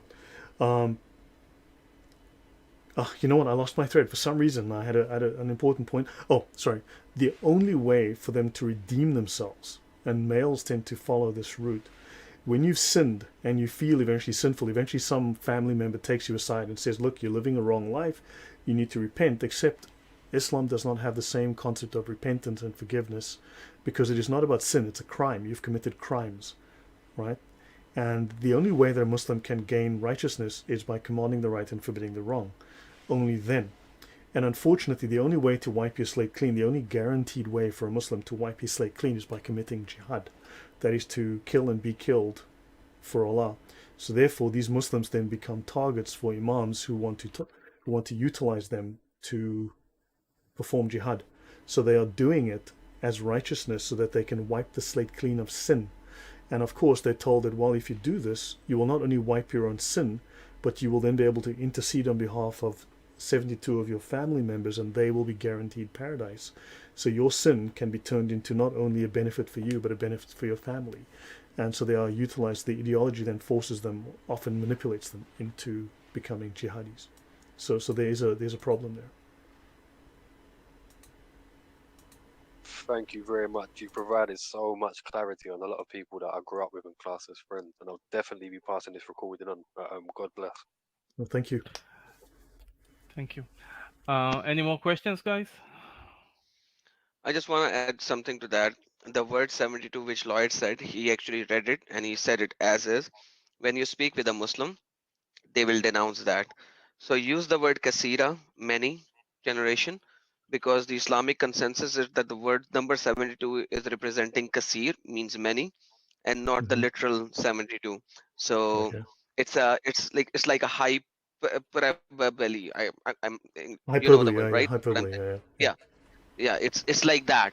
So when you say, Muslims, they will actually nitpick your words, and they will raise question on the nitpick and leave the major part of it. So that's why I'm repeating it, so that everyone would know on that. Yeah, fair point. Yeah, guys, as you know, Adam is an expert on the Sunnah, the Quran and the Sunnah, far better than I am. So, yeah, and also don't forget that, unfortunately, when you read through the Sunnah, there are certain subtle deceptions. There are certain, I can pick up many of them, most of them, I think, within the Sharia documents. When you cross-reference, double-check, triple-check, there are typos, certainly, that look legitimate, and there are also edits that alter the meaning, and there are things that are removed and things that are added, things that are not in the original and things that are removed out of embarrassment. So understand that you need to also read this with an understanding that there are some things where they've fudged the documentation, and thus you need to be careful. Okay, James, go ahead.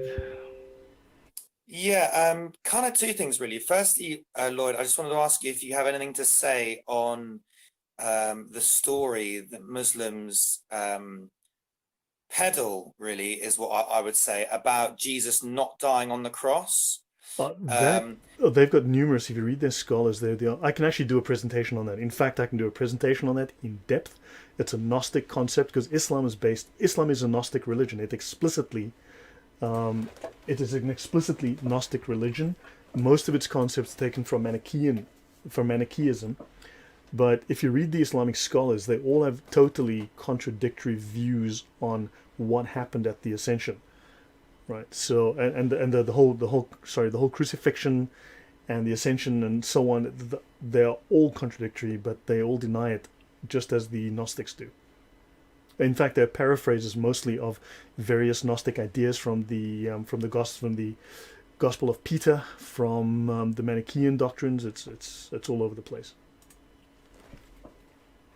Right. Yeah. I mean, for me, the story just sounds so bizarre. Like the couple of stories that I've heard that God changed Jesus with someone from the crowd, and just because a Muslim literally said because everyone had beards and headdresses, no one noticed. Like I just don't know. Literally, I can read but that's you. Apparently. Yeah, Adam, take that. I'm going to find something. Yeah, go on. Yeah, I'll add some point to that. So basically, Quran is very, very, very vague on that subject. Quran says, وَمَا قَتَلُوا وَمَا صَلَبُوا وَلَكِنْ لَشُبْهِ لَهُ. So they killed him not, nor did they crucify him, but we made to appear like that to them. Shubhi lahum. So, now this particular word, this particular sentence is very, very vague. That's what Quran is saying. Quran doesn't say anything more than that. It doesn't give you any story. This is Quran chapter number 4, verse number 157. They neither killed him nor crucified him, but we made to appear like to them, or we create a shubha, or we create a doubt for them, however we like to translate it. Yeah. Now, Ibn Kathir gives a story. In that story, I've got it up on the screen. Judas was made to look like him. And there was a guy Judas who was pretty young, and he used to say, "Hey, Jesus, make me look like you. Make me look like you." And Jesus said, "Nobody else, nobody else, nobody else. Okay. Allah, make him look like me." And then Jesus went off, and that guy was crucified. You look at Qurtubi, there are other stories. You look at there's Tibri, numerous. there are other stories. I can go through them. I've actually got them up. I've got the presentation up.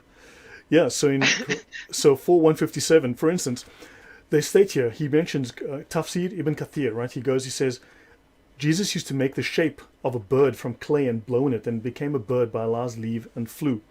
Now, this is taken from two sources, the Arabic Infancy Gospel of Thomas and the Infancy Gospel of Thomas.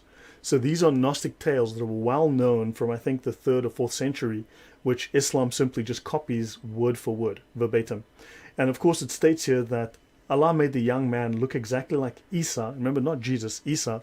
The earliest New Testament gospel in Arabic, the earliest Arabic gospel, okay, which was found in Egypt, I think, which dates to the 8th century, 9th century. It has Yeshua, not Isa, but all of the Islamic texts have Isa and not Yeshua, which is very interesting. But then, of course, you've got this whole story. Then you've got different stories by Tafsir al-Badawi. A group of Jews cursed Christ and his mother. He invoked evil on them, and then he turned the Jews into monkeys and swine. And then Jesus says, "Who would like to have my likeness cast on him and be killed and crucified and then enter paradise?" And one of them volunteered. And then he was cast with Christ's likeness. He was then arrested, crucified, and killed. It is also said that the crucified one was a traitor who went with the mob to guide them to Christ. So now you've got two different stories from the same author, so he doesn't know which one. Okay? Then you've got Qurtubi. While explaining the words of the Quran, they were deluded by resemblance. So Dahak says, it so transpired that following the intention of the Jews to kill Sayyidina Isa, his disciples assembled. It was then Iblis, evil, the devil, who gave the address of Isa to the execution squad. 4,000 men surrounded the house. Okay, according to Qurtubi, Isa said, "Is one of you willing to go out and be killed and then be in paradise with me?" One of them offered to do so. Isa gave him his shirt and head cover. Then his resemblance of Jesus was cast on him. And then the Jews, believing him to be Jesus, caught him and crucified him. And it goes on. According to some reports, they'd said, so if you go through these crucifixions that I've got here, there's a ton of different stories. The Muslims have story after story after story. And it's all taken word for word from Gnostic traditions, and none of the scholars can agree.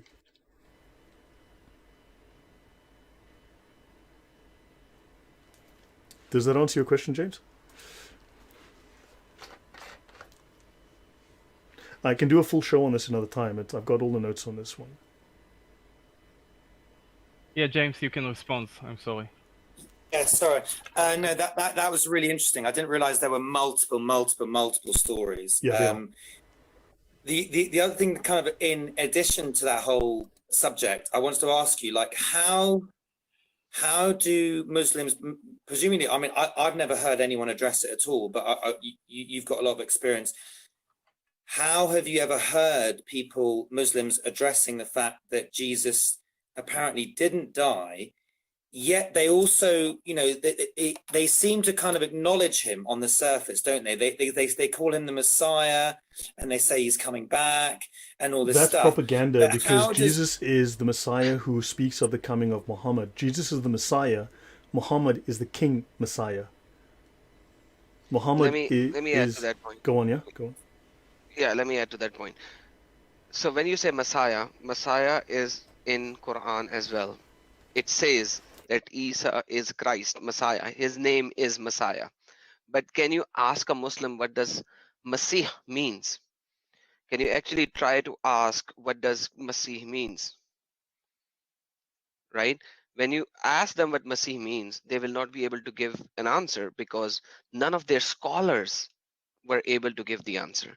If you look at Tafsir al-Qurtubi, it gives you 8 different narratives that who Isa was, or what does Messiah means. They don't know. They say Messiah is the guy who who touches people and heals them. That's why he was called Messiah. Messiah because he used to walk to different areas. That's why he was called Messiah. Messiah means, like, so they have like 8 different narratives in Qurtubi, and there are so many different narratives in other tafsir of Islam. They don't even know what Messiah means. So you are coming to a Muslim from the perspective and clear knowledge of what does Christ means, what does Masih means, what does Messiah means. You need to understand Muslim doesn't know what Messiah means. So how can you come and say, hey, it is clear that he is Messiah? You are taking your knowledge to them without knowing what they believe in.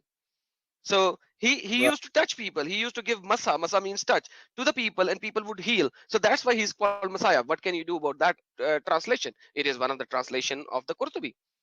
You need to guys understand what they think before you put this kind of a question on the Muslims. You need to first teach them. Right. Yeah, within the Islamic tradition, so what you've got is Muhammad is the Shiloh, who is foretold in Genesis 49 verse 1. That the Shiloh is the one who will have the scepter of power at the day of resurrection, at the final day of judgment. So Muhammad is the Shiloh, right? He will be given, and Jesus' job was to foretell the coming, just like John the Baptist foretold Jesus. Jesus foretold the coming of Muhammad. Now, this is a modern commentary on this.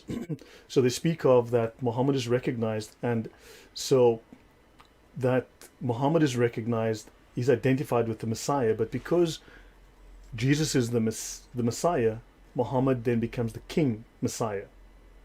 Okay? And they speak here of that he's under the name Shiloh. And I need to actually go see, the Prophet Muhammad is the King Messiah from the lineage of Ishmael. So in other words, Jesus is the Messiah, which is just basically a messenger who is telling you, oh, by the way, there's the dude is coming. The dude is called Mo, and he's coming. And the King Messiah, so therefore he had there to one up Jesus, and therefore they say here that he's the Shiloh from Genesis 49 1 to 10. This is a very modern translation. I can guarantee you. When was this but written? it's very much, this is fairly recent, 92. This is fairly recent, like a few years old, but it's based, but I've read some of the older works, and it's pretty much, it's saying what they say. It's just a modern updated version of it. Sorry, brother. In the early ones, they don't use the King Messiah word. They do not use the King Messiah word for Muhammad, because Muhammad is used in a different way. Because, you know, when Muslims after Adhan, they pray a prayer. Allahumma rabbaha bi dawati tama wa salatul qaima. Ati Muhammadan al-wasilata wal fazila wa darajat tarafiyya wa basu maqama mahmudan allazi wa tabarzuka shifatu yawm al-qiyamah innaka la tukhlikul mi'ad. Oh Allah, raise Muhammad to the highest maqam in the Jannah so that he could intercede for us. Yes, Muhammad will become the intercessor, but they do not use the word Messiah or Messiah for Muhammad himself in the early scriptures. And that's why this prayer is being prayed till now. that Muhammad Yeah. should get it. So they pray No, for so Allah, these hey guys Allah, are fulfill your promise. so these guys are repurposing from the Jewish text, from the Talmud and others, and they're calling Muhammad the Messiah King right here. So I mean, Yeah, these because guys are that's going in all out. Yeah, Chobad. I think that's how you pronounce it. yeah. Shobad or Shobad. The the Chabad, exegesis, Chabad. Chabad, Yeah, the exegesis yeah, of yeah. Psalms and other verses where they use the King Messiah word, and they are trying to say that it's Muhammad. Yeah, Yeah. No, that's a very latest notion. yeah, that's very new, but it's basically it's in keeping with all this stuff. Does that answer your question, James?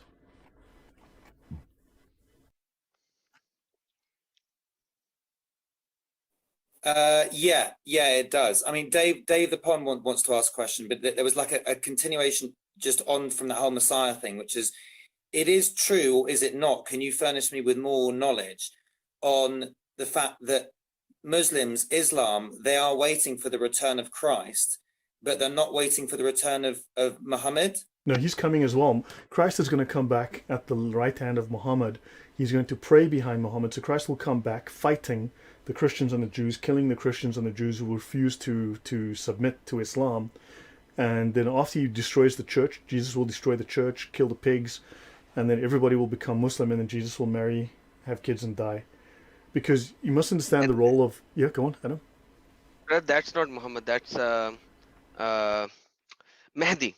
Jesus will work with Mahdi, who is the Imam of Muhammad. So Okay. that's the narrative. Sorry, before some Muslim will come up and say, "Hey, Lloyd lied," it's Mahdi.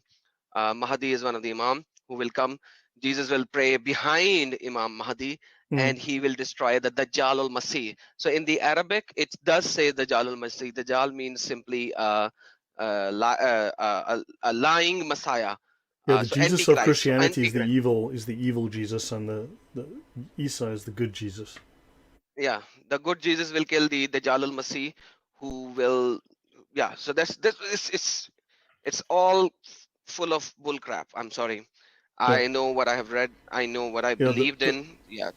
Yeah, the last, you see, Muhammad, people don't understand the role of Muhammad in Islam once you look outside of the regular sources. So it says here that Muhammad was created from a ray of light taken from the splendor of Allah's own body long before the creation of the world. Okay, Allah took a ray of light from the splendor of his own glory and united it to the body of Muhammad. And he said to Muhammad, "You are the elect, the chosen." And the first thing which Allah created was Muhammad's light and spirit. So Muhammad was created of divine light, and then Allah created Adam from the light of Muhammad and from the light of... And not only is Adam formed from Muhammad's light, but all the universe participates in the emanation, a Gnostic concept, of light. The light of the prophets is from Muhammad's light, so all the prophets are made out of the light of Muhammad. The holiness of all the prophets, their ability to work miracles, and their light of holiness is the light of Muhammad that is within them, that Allah placed within them. So the Holy Spirit is Muhammad. Muhammad is the firstborn of creation. In fact, Muhammad was with Allah at the beginning, and Muhammad was worshipped in paradise long before the earth was created. So people don't understand that the light of Muhammad was praised for 100,000 years, and then you know, all of you worshipped Muhammad long before your soul left heaven to come to earth. So the question was? Okay, last question or comment by Dave, please. Hi, Lloyd. Just wanted to say a really deep, big thank you to you and Adam. But thank you, brother. Is it true that the name Muhammad is actually a title rather than It is, the real name? The praised one, basically. It could be Jesus, to be honest. If you say the praised one, do you mean Allah or do you mean Muhammad?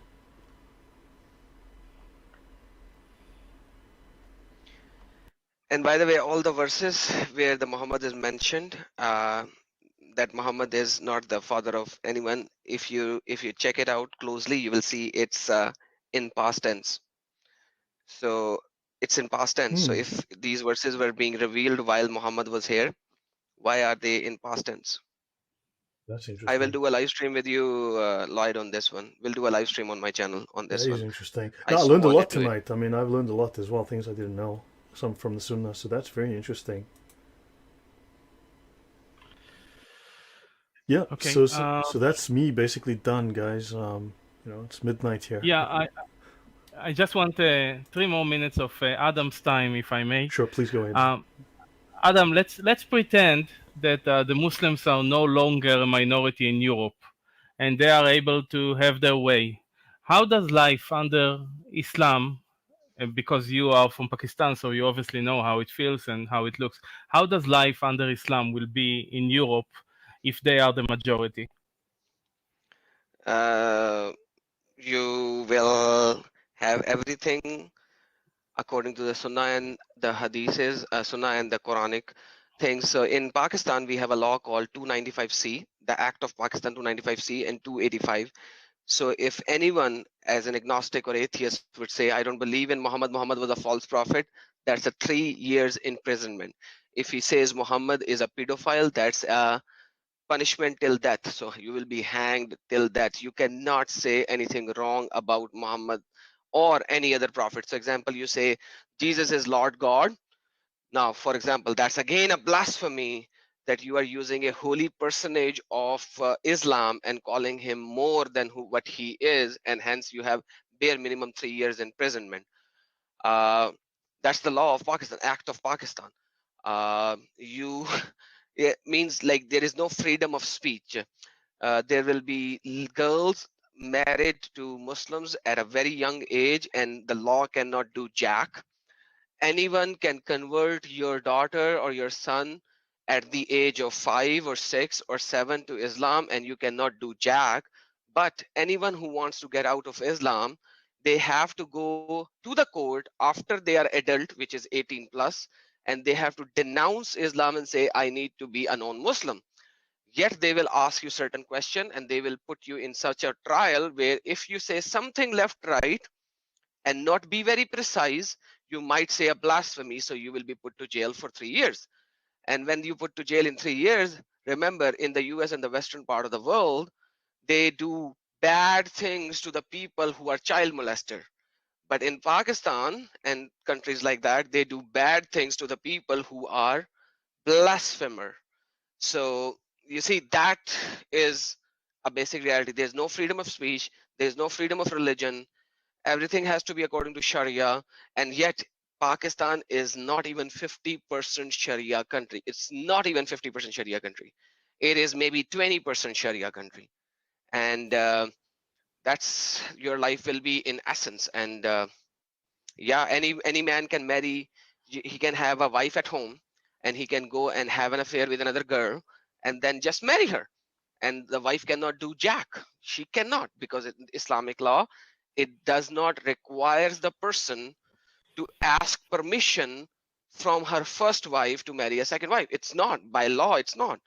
The wife cannot divorce the husband as well. According to Islam, wife cannot divorce her husband. She can request for a divorce. She can say, may I please have the divorce? And the guy say, no, F off. And then she is effed off. She can't do anything. She'll just go to the court, and the court session will run for years. And during that time, she can't even marry anybody else, because she is already married, even though the guy is not living with her, and she is just not getting the divorce. She is requesting for the divorce.